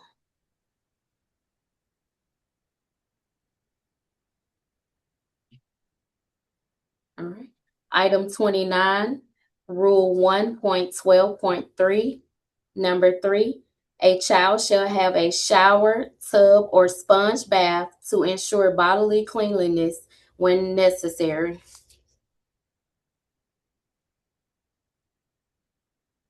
Any comments or concerns about this rule?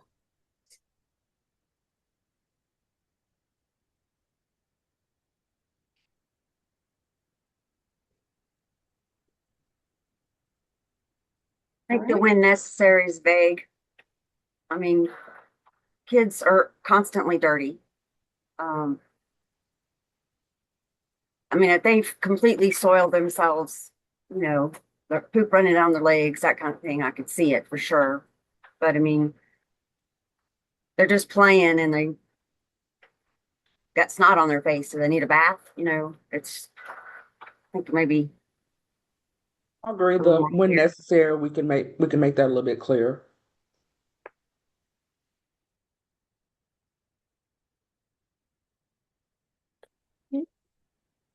Any more comments or concerns?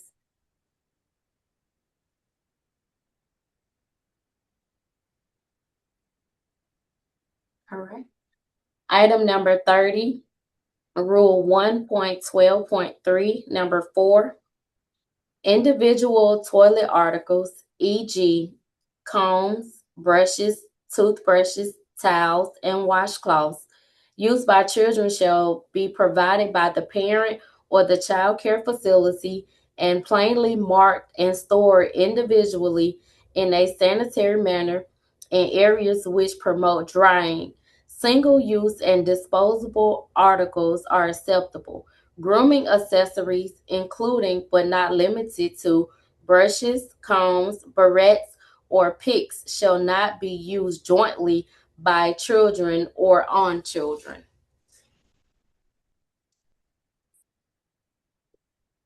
Any questions or concerns about the rule?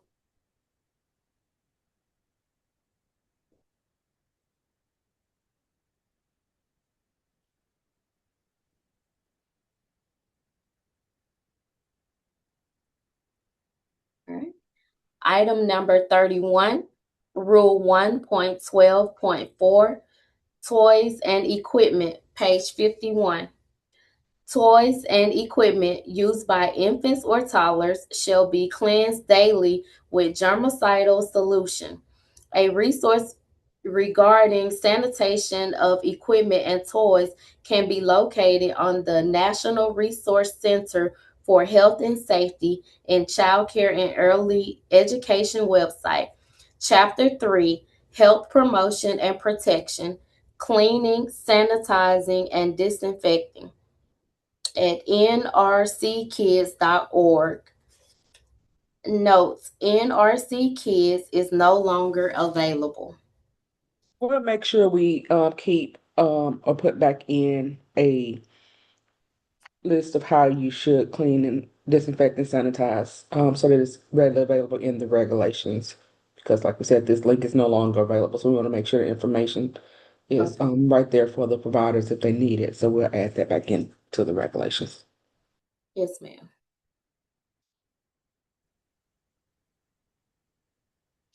So like for instance, like an infant swing or bouncer, you know, taking the thing off to clean it. If it's cloth, you know, you have to shampoo it. I'll shampoo it. Put it in the washing machine every day. That's kind of a lot. So it's saying you have to do that every day? Or can you just spray like sanitizer on it? I think that's where clarification will be needed with Regina with the like clarifying between cleaning versus sanitizing versus disinfecting. And so we'll have to take that into consideration with this rule and say, cleanse daily. Um, does that, to what extent does that mean? Does that mean sanitizing or disinfecting? And so we'll make note of that to clarify that on this.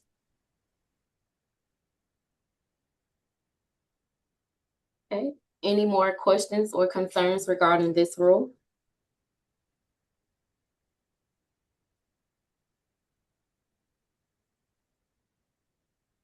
All right. Item number 32, Rule 1.12.6, Animals and Pets, pages 52 through 53. Number 1, any pet or animal present at a child care facility, indoors or outdoors, shall be in good health, show no evidence of carrying any disease, and be a friendly companion for the children.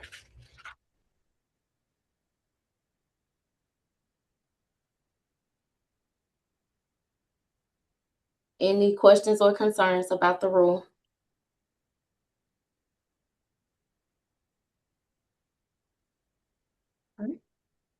Item number 33, Rule 1.12.6. Number 2, dogs or cats, where allowed, shall be immunized for any disease that can be transmitted to humans and shall be maintained on a flea, tick, or worm control program.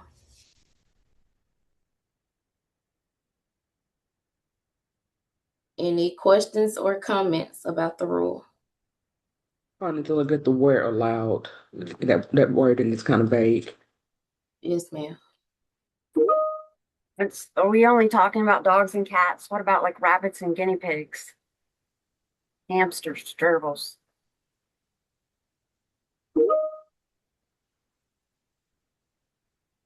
Can you get those kind of animals immunized? I know I had a guinea pig here once, and we got a clearance letter from the vet. Okay. Had him checked out, but I'm not sure what immunizations he had. He wasn't mine, but Okay. I know I got a letter for him. Okay. So we do need to look at that in terms of other animals. Okay. Thank you.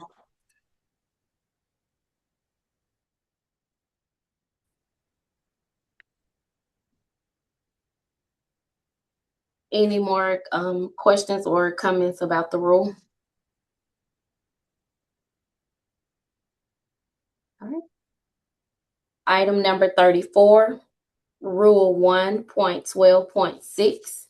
Number 3, all pets shall be cared for as recommended by the regulating health agency. When pets are kept at the child care facility, procedures for their care and maintenance shall be written and followed. When immunizations are required, proof of current compliance signed by a veterinarian shall be on file at the child care facility where the pet is kept. A. A caregiver shall always be present when children are exposed to animals, including dogs and cats. Children shall be instructed on safe procedures to follow when in close proximity to these animals, e.g., not to provoke or startle them or remove their food. Potentially aggressive animals, e.g., pit bulls, boxers, etc., shall not be in the same physical space with children. B. Each child's hands shall be properly washed after being exposed to animals. Any comments or concerns about the rule?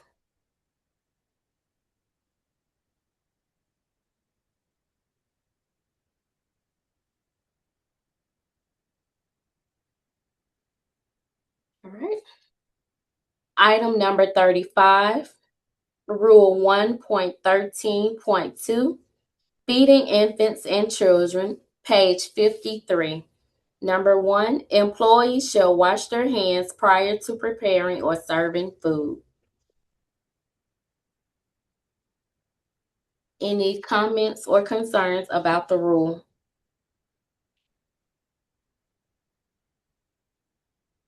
Should we add that when they go from like wet items like meat or chicken or cutting fruit to something to a different item, that they should change their gloves and wash their hands again?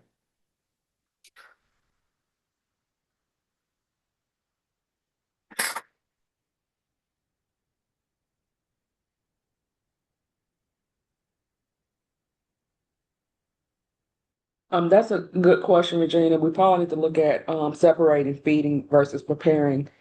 See what rules are in here regarding the hand washing and make it clear. Just preparing food and serving food are two different activities. Right. Mm-hmm. And I agree with her. We need to make sure that they understand what food service. Yeah. Yeah. That's too much to put in one rule together, I think. Right. Yeah. That's what I was gonna say, to outline food service a little more clearly. Really. Any more questions or concerns about the rule?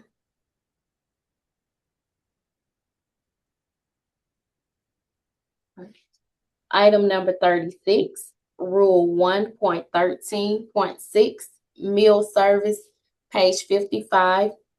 Number 9, children shall not share food. Any questions or comments about the rule?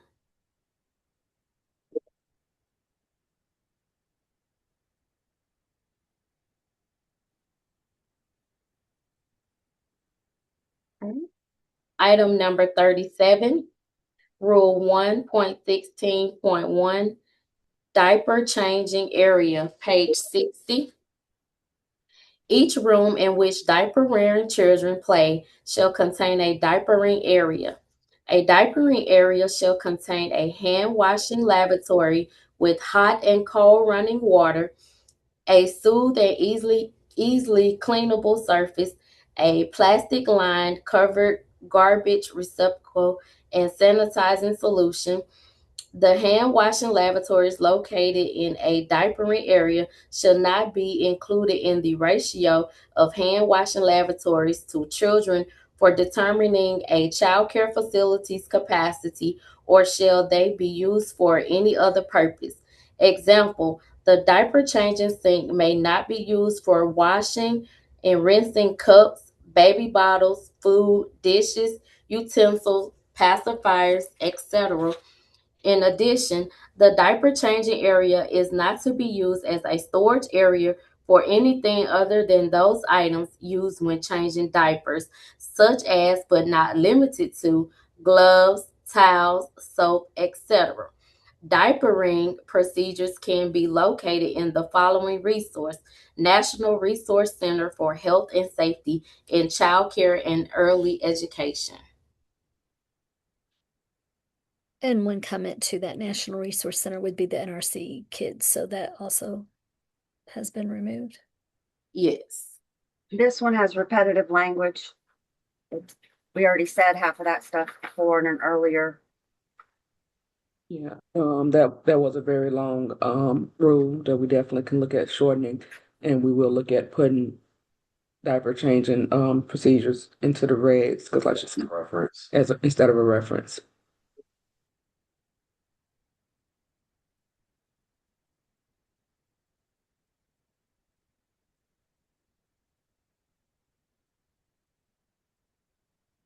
Any more comments or concerns about the rule?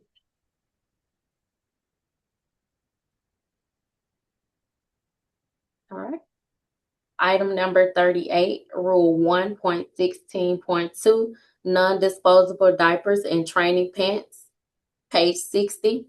The fecal contents of non-disposable diapers or training pants shall be disposed of into a toilet.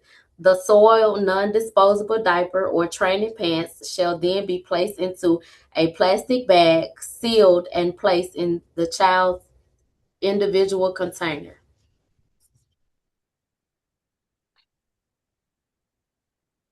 Any comments or concerns? Mine's more of just a question. Maybe you guys know something more about this than I do, but I don't know if you've ever dumped fecal matter into a toilet and it always backsplashes at you. To me, that's not sanitary. So it seems like to me it would be more sanitary to leave it in the diaper and roll it up tight. So I'm just curious as to why they want us to dump it in the toilet. Because it does splash, which puts into the air.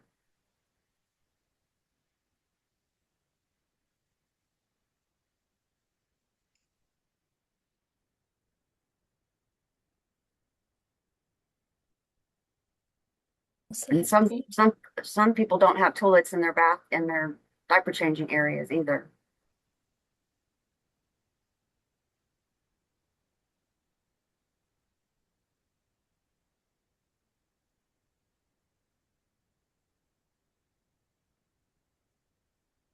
Okay. Well, we would take a look at the rule for clarification on those things. Any more comments or concerns?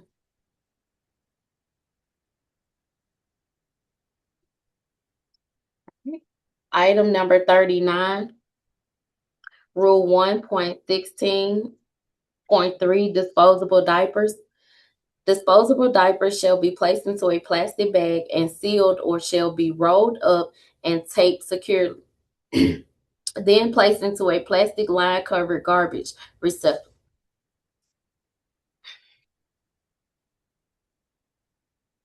Any comments or concerns on the rule?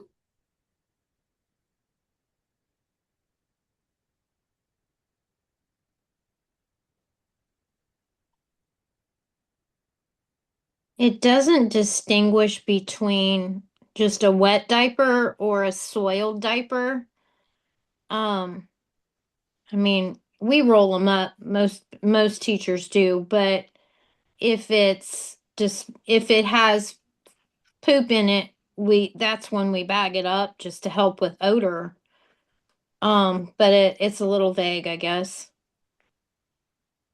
I agree with Michelle. I think if it to have to roll up every single diaper, that could be costly for some centers where mostly urine diapers are just rolled up within itself and disposed of. And if it was a bowel movement, then those would go into some type of poly bag or something to secure it for the purposes of odor control within the classroom. We would have to research and see what best practice says about disposing of bodily fluids to determine if that could be just for diapers with fecal matter versus urine.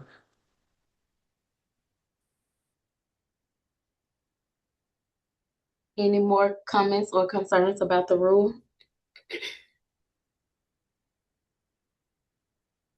All right. Item number 40, Rule 1.16.4, potty chairs, page 60. Potty chairs, if used, shall be placed in the bathroom area and sanitized after each child's use.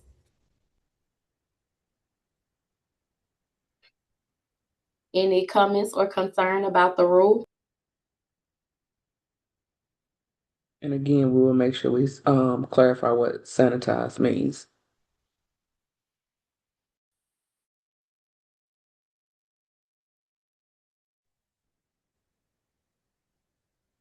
Okay. Item 41, Rule 1.16.5, hand washing, page 60. Employees shall wash their hands with soap and running water before and after each diaper change. Individual or disposable towels shall be used for drying. Hand washing sinks at diaper changing stations shall be used for shall not be used for any other purpose. Example, the diaper changing sink may be used for washing cups, baby bottles, food, dishes, utensils, etc.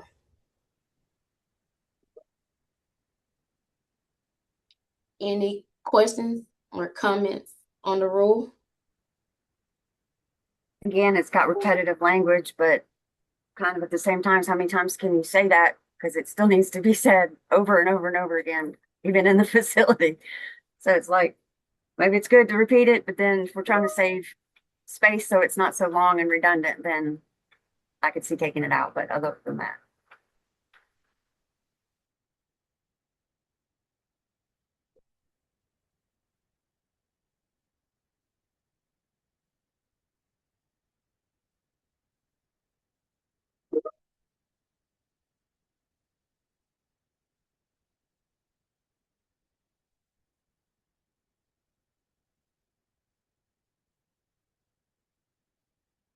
Crystal, you're on mute. I'm sorry. Item number 42, subchapter 17, rest periods, Rule 1.17.1, equipment, page 61. Each child shall be placed on a separate bed, crib, cot, or mat. Crib shall be labeled so that the child's name is visible. Any questions, comments, or concerns about the rule?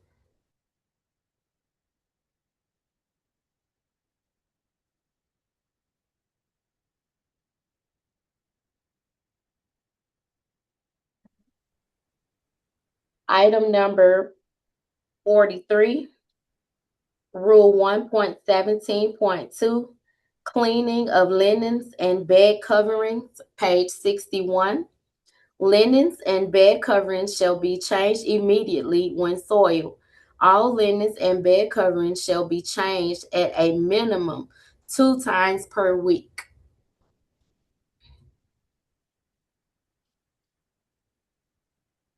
Any comments or concerns about the rule? This one seems a little vague. Um, it makes more sense when applying to like crib and a crib sheet. But when you're just talking about bed coverings, does that apply to like the mats that they sleep on or the sleeping bag, all of that? Because we send those home once a week.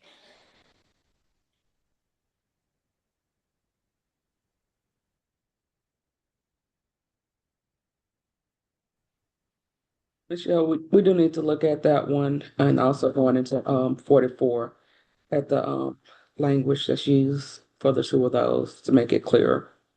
Because the linings for like you said, for cribs versus cots would be different. So we do need to make some clarifications there.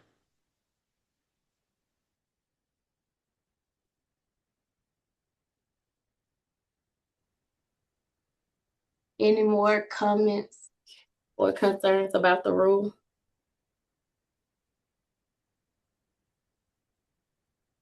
Just noting time, Crystal, we're probably good with a couple of more rules and then opening up to be sure we have time for public comment period. Okay. So you want me to go to just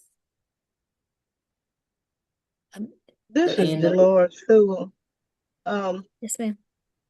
Can you all look at all things that apply to a same um, area be put in the same area in the room so we won't have to be going, you go one place is here, then, and just if it applies to hand wash and everything dealing with that in the same place or whatever, so that it'll be less confusing to find. Yes, ma'am. That's we're planning on trying to make that simplified, like you said, so the information is easier to find. Right now, it is in several places, and like you say, some of it is redundant. Certain things may need to be repeated, like somebody said earlier, just for clarity and make sure that it sinks in. But some of this information, we do plan to try to pull it under headings so that the information is in one place And they know, and people know where to look for hand washing and things like that. So we are looking at those kind of changes. Um, how many more do we have? I think a lot of this is that we could try to make it through. Okay, Like we only 8 have more, a few more. Yeah. like 8 more. Yes. Yeah, I was definitely thinking we probably need to pause on the immunizations and not Hmm. get into that one today. But if we can, depends on how much more conversation we have on these other ones. We can try to get through 49 and then open it up for comments. Sounds great. Yes, ma'am. All right. So item number 44, Rule 1.17.3, cleaning of rest period equipment, page 61. All rest period equipment shall be wiped clean immediately when soiled. All rest period equipment shall be cleaned twice a week with a germicidal solution. Additional cleaning may be required by licensing authority if there is an outbreak of a communicable disease. Any questions or concerns about the rule?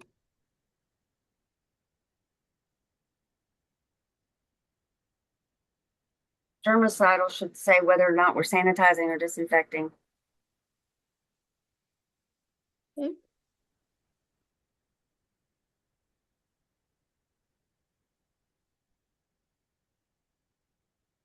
Okay. Also, we need to make sure that it's saying the same thing because, let's, and when we were reading it earlier, again, I'm assuming this is just with infants and toddlers, but when we were reading it earlier, that the equipment had to be sanitized uh, daily if they were on it. Um, and so now this is saying twice a week. So we just need to make sure the wording, I guess, is the same as if it's related to the same age group of children. I agree, Miss Sylvester. And we're going to try to pull all this about nap time together, whether it's about infants, toddlers, preschoolers, or anything related to nap time or nap time equipment would be in one section. So you're not, like I said, looking in multiple spaces, even if it's about different age groups. If it's regarding napping and their equipment, it can all be in one space. So it's easier for you guys to locate and review. She's referring to earlier when we did number 6, it said once a week and this says twice a week. So making sure there's uniformity. Correct. And I think pulling it all into one section would be able to make sure that we're putting the same requirements out there, whether it's weekly, twice a week, daily. Miss Ellis, I see your hand raised. Right now we're just accepting comments from the work group, but if you hold on just a few more minutes, we'll be opening it up for public comment. Thank you. Any more comments or concern about the rule?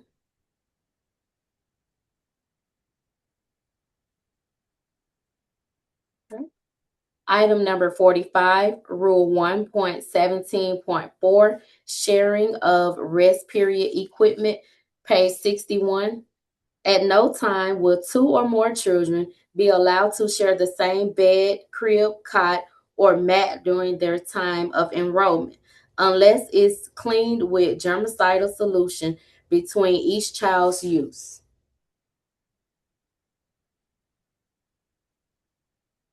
Any comments or concerns about the rule?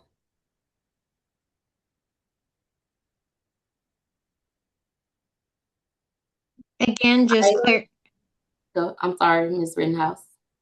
just clarifying between sanitizing and disinfecting. That's come up a lot. Yes, ma'am.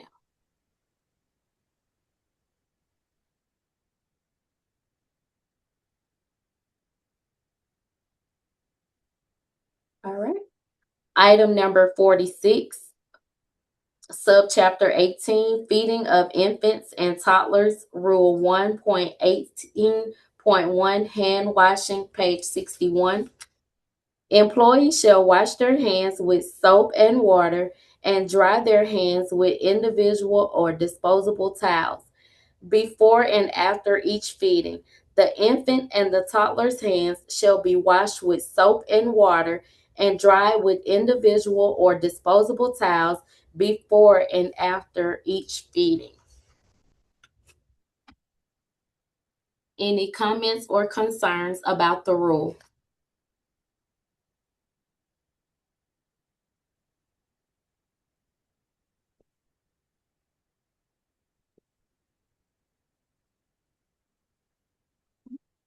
Item number 47, Rule 1.19.2, Lifeguard Supervision, page 63. Number 2, the wading pools for activities taking place in the wading pools with a water depth of 1 foot or less, the following is required.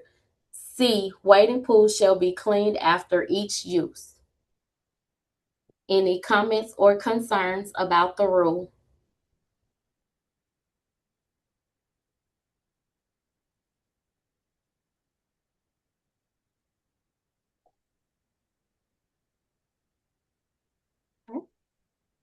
Item number 48, Rule 1.21.3, sleeping, page 66. Each child shall have clean and comfortable sleeping garments. Any questions or concerns about the rule? Is that referring to only overnight care?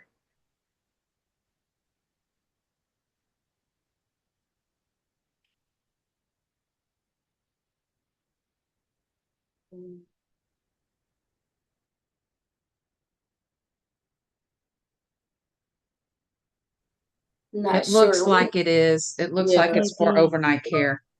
Yep. We'll double check that. so we need to make note overnight. Yeah, I've got it. It's in licensure under subchapter 21, night care. Yeah. Okay. Thank you. Any more questions or concerns about the rule?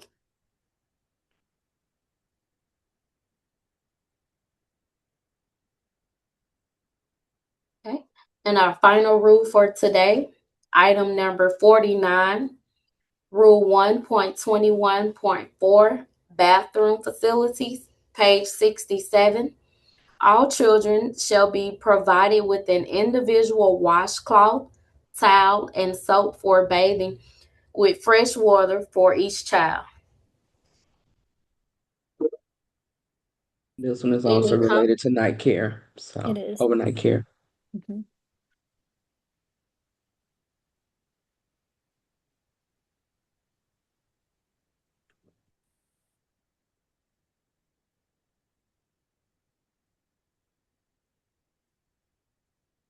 Okay.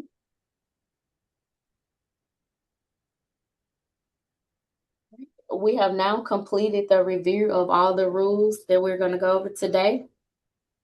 At this time, are there any work group members that would like to make any final comments or suggestions?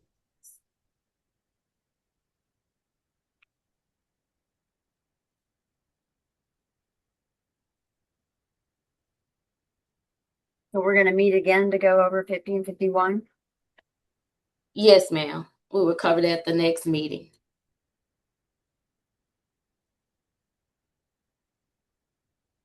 We're going to use the notes that were taken today to kind of start looking at some things we need to change. But yes, in this next meeting, next work group for this one, we will cover 50 and 51 immunizations and revisit some of the things we talked about today as well.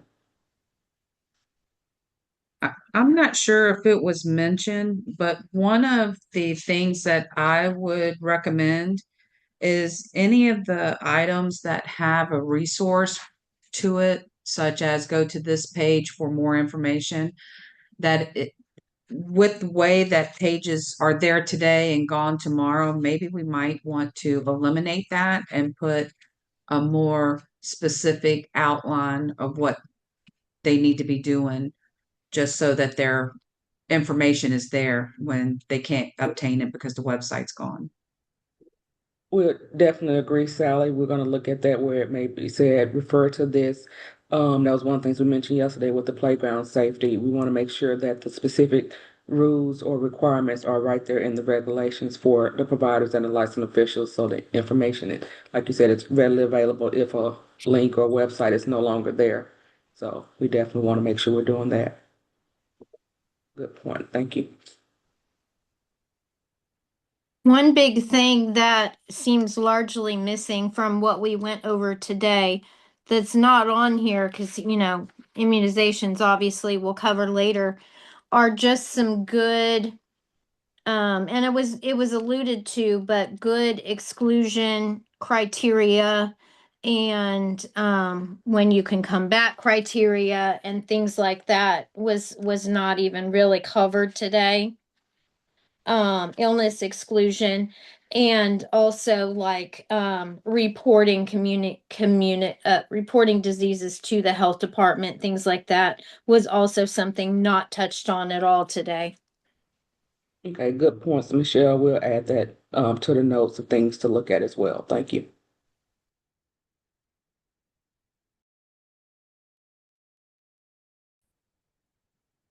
Any more comments or concerns from the work group members?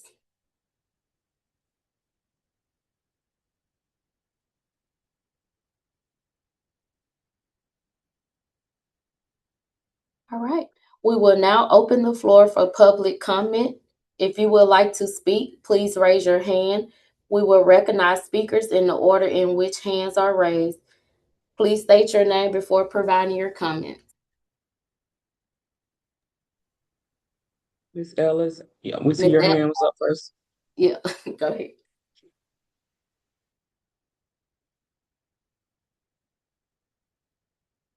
Can you hear me? Yes, ma'am. Okay, good. First, I'd like to say I'm so impressed with the expertise on this committee. I'm so happy that Michelle and Regina and Sally are on this committee because they have certainly provided so much today. I have to get on my soapbox for a moment, so y'all just bear with me. I've made notes, but it may be scattered. I'll try to keep it straight. It was absolutely horrendous for me to listen to the mats for nap time. I have never seen such micromanagement of a business in my life.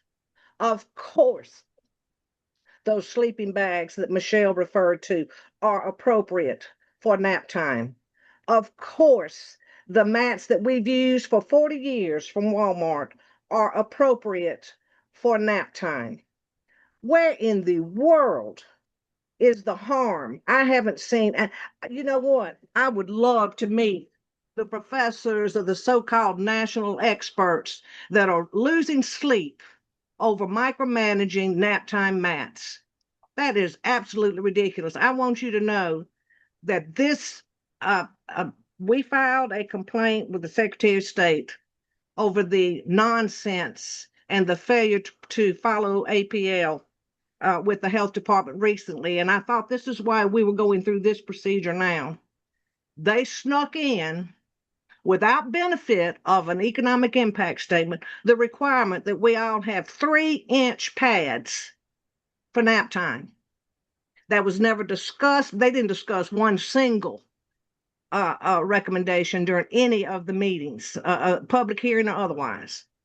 But they snuck that in. I looked up my licensing agency said you got to have 3-inch mats. We thought she'd lost her mind. We didn't know what she was talking about.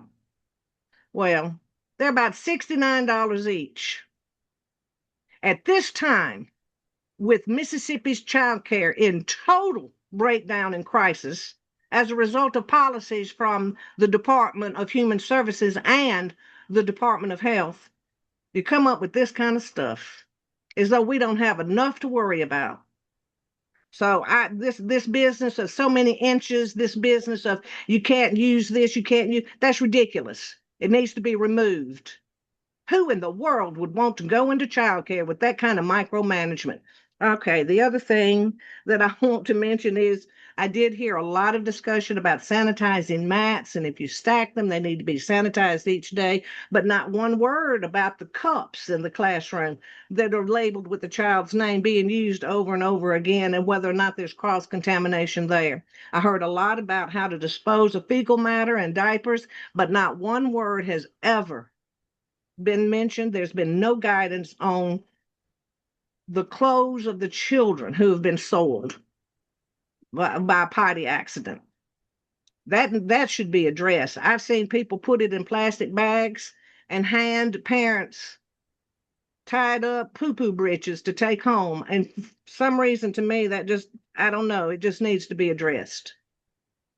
The other thing that I'd like to mention is this business of sinks and hand washing sinks and the diapering sink. That was not a rule when I built my business, and I was new construction with a pre-approved plan. Now we don't use it to wash bottles, etc. anymore. It's just strictly for hand washing. But don't you think that rule should have been under buildings and grounds? If people are going to build new construction, they need to know how many sinks they need in that room. If they need water or access to a sink to wash bottles, etc., then they need two sinks in that room. That needs to be under buildings and grounds. And there are other things that need to be under buildings and grounds. I agree with Michelle also on this business of washing hands before they go home. I don't know how many national experts have ever been in a child care facility during dismissal, especially when it's raining. But that is the most chaotic time of day. You have to get out medications, backpacks, homework, children, coats, gloves, hats. The last thing you need to have to do is send a child to the restroom to wash their hands before they depart with their parent. Have they been sitting in the classroom with dirty hands all this time, and now suddenly, because they're going home, they need to wash their hands? That entire rule is ridiculous and it needs to be removed. Now, I can see some validity in washing hands when they come in the morning, but that should be a personal preference of that facility. Let me see if I have anything else. I believe that's it. But I'm gonna say this. If I have to get 3-inch mats at $69 each, that complaint will go forward to ethics and there will be a request for an economic impact statement. I just want you to know that in advance. Ridiculous. Thank you. Thank you, Ms. Ellis. Ms. Latoya Kelly. Yes, ma'am. Can you all hear me? Yes, ma'am, Ms. Kelly. Okay, I hope I'm at the right place. Rule 1.11.5 with the toilets, and the ratio. That's what all I wrote down. I thought that we would be able to go back to that specific thing because I was just jotting down notes. But I want to say the ratio with the toilet, like they said, I think over if you have 15 kids and you have one more child, um the you would need another sink. My question is, what does that have to do with an infectious disease if you're supposed to, if a child is using a potty one person at a time and they're supposed to wash and sanitize that area after each use? What does that have to do with the infectious disease, an extra sink?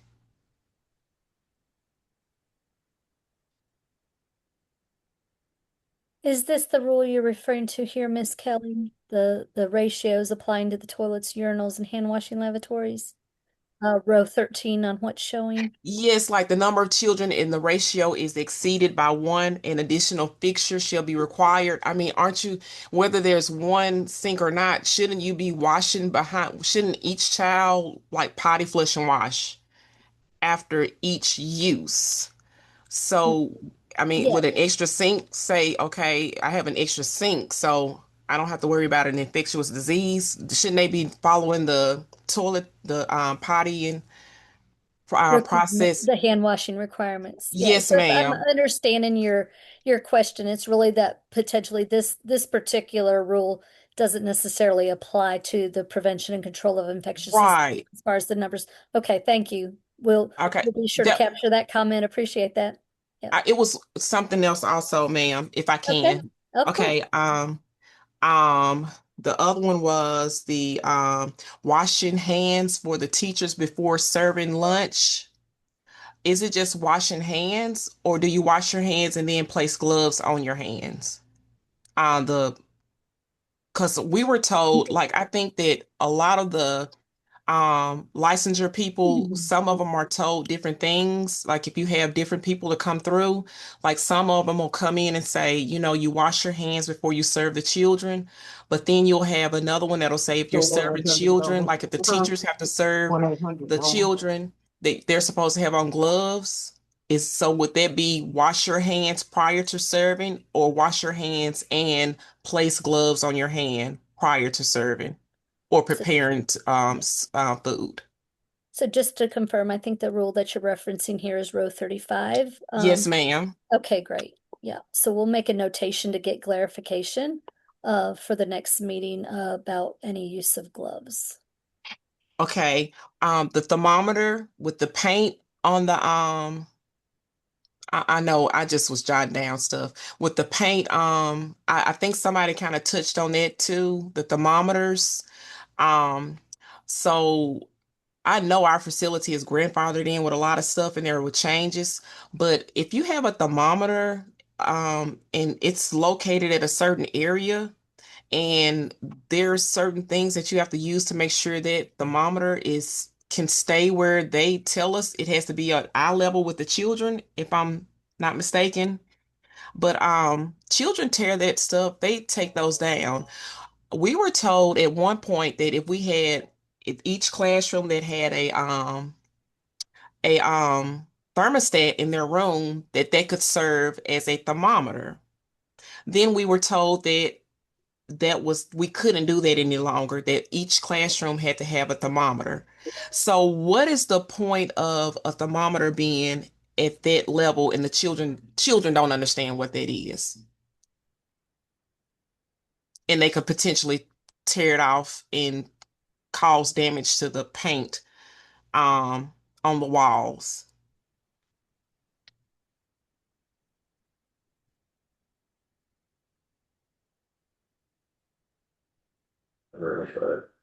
That's a good question, Tori. We will research that. Be honest with you, I'm not sure why that rule was put into the regulations, so we will look to see it's just something that we need to stay in there. Like I said, right now we're focusing on the health and safety standards, and so that's why that one was not mentioned. But that is a good question for us to research as we move into phase two, because some of those regs that are in there that are not necessarily serving a purpose to protect the health and safety of the children will possibly be removed, and so that's one we can look at in the future. Yes, ma'am. And then the potty training question about the soiled clothing. Um, we were told that when children have poop accidents in their clothes, that whatever you dispose of in the toilet, if it whatever couldn't come out, that we were not supposed to like wash or try to clean it out, just to put it in the plastic bag, secure it so it wouldn't, get on anything like your mats or anything like that. And like you could tell the parent, hey, this has poop in it. But we were told that we're not supposed to like do anything else to it. I think if a child poops at 9 o'clock in the morning and you are having that stuff in the room all day long, or cross contamination or something like that, I know you're supposed to clean up and everything like that, sanitize everything, but um, that's kind of like hard to have something like that in a classroom, especially if you're potty training five or more children, in a setting. It's just, to me, that's just, I mean, I think that I know that y'all are saying we can't wash stuff in the sinks or whatever, but is there like we just try to put soil clothes in the wash and then do a rinse again without clothing in the wash to sanitize the washer. instead of having soil clothes in a classroom all day, numerous children, is I know one time they told us we're just supposed to put the clothes in a bag and tie it up and give it to the parents. Well, you have parents that complain about stuff like that. And they'll just say, just throw the clothes away or the underwear away.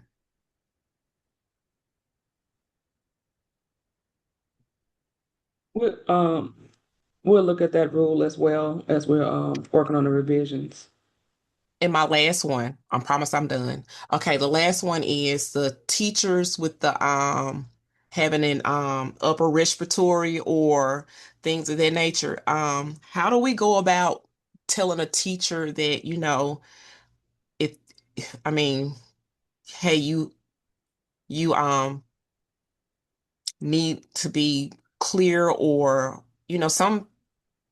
some people don't like to miss work. Some will say, oh, it's just a call for I'm not sick. Do we tell them they need a doctor's excuse like we have to tell the children certain things, or like how much, I guess, without getting in trouble, or,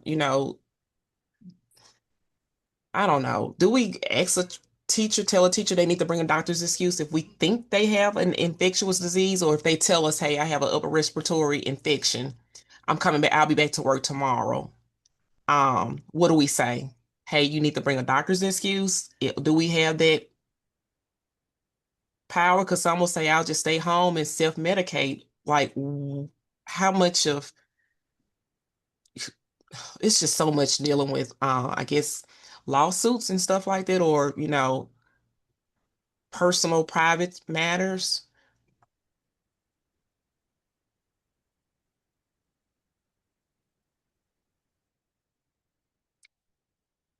Because I know children can get teachers sick and teachers can get children sick, but at what point do we say, hey, I need a doctor's excuse as your employer? You can't come back until you bring a doctor's excuse.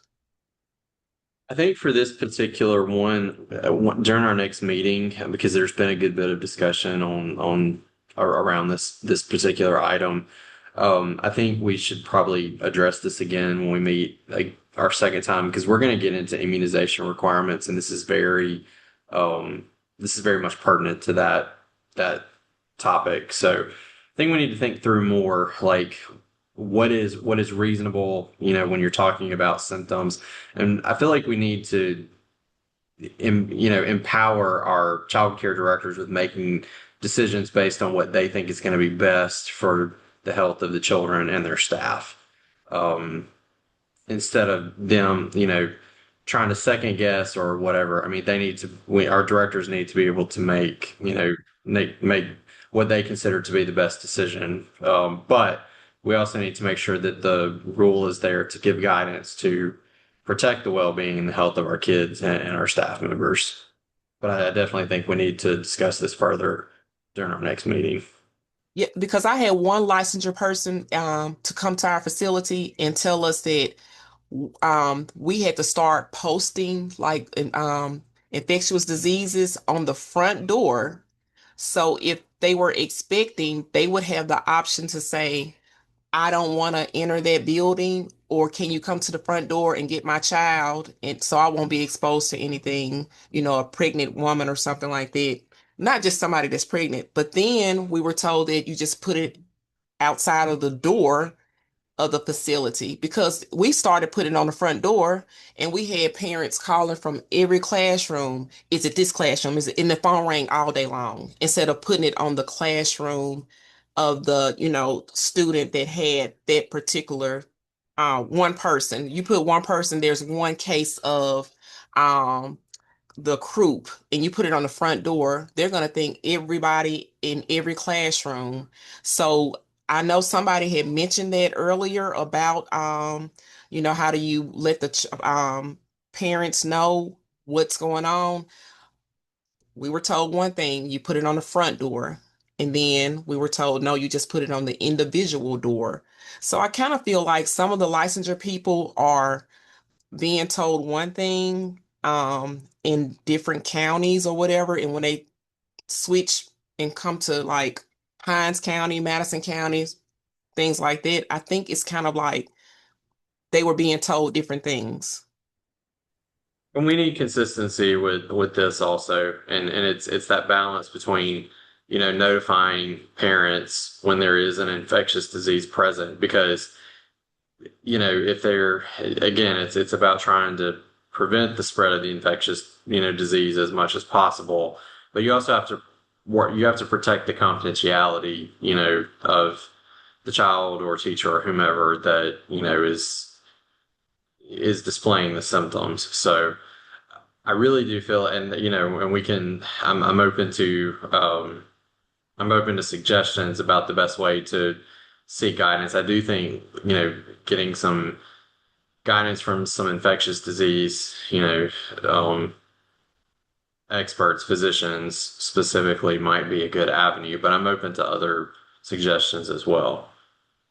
Yes, and again, we don't tell who has what. We'll just say there's one reported case of chicken pox. We never disclose who the person is. We'll just say there's just one reported case. But the parents ask other parents, or they say so and so wasn't at school today, so we already know who it is. But we don't say who it is, to protect, the person's privacy and things like that.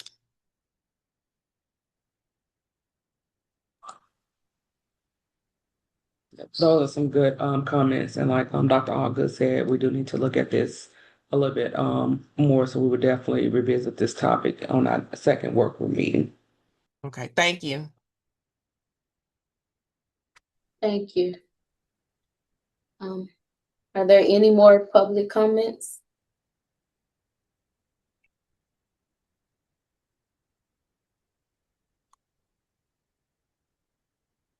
Mr. King, you were going to say something earlier that you still have a comment you wanted to make. Miss Lakeisha, I couldn't figure out how to put my hand up. Okay, go ahead. Go On ahead. this, informing the families about contagious diseases, can there be some clarification provided as far as like, do we have to have a diagnosis from a physician and then we inform, or if just a parent calls and says, I think my child has strep throat, so we're going to stay home? Because that can get like, we could be informing families about things that we don't really have the capacity to decide whether the child has strep throat or not. That's very true. I would think it would be a confirmed case from the physician, not just a parent suspecting that their child has a illness.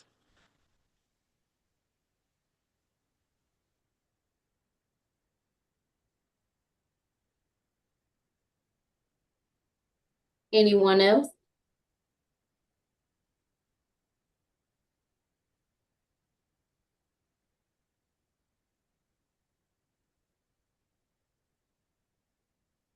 Okay, if there's no other comments, go ahead. Go ahead. If there's no other comments, we just want to thank everybody again for getting on for the second work group. I feel like it's given us some information to definitely consider for moving forward with the infectious diseases. And our next work group is scheduled for June 30th, and we hope to see a lot of you guys there as well. Thank you so much.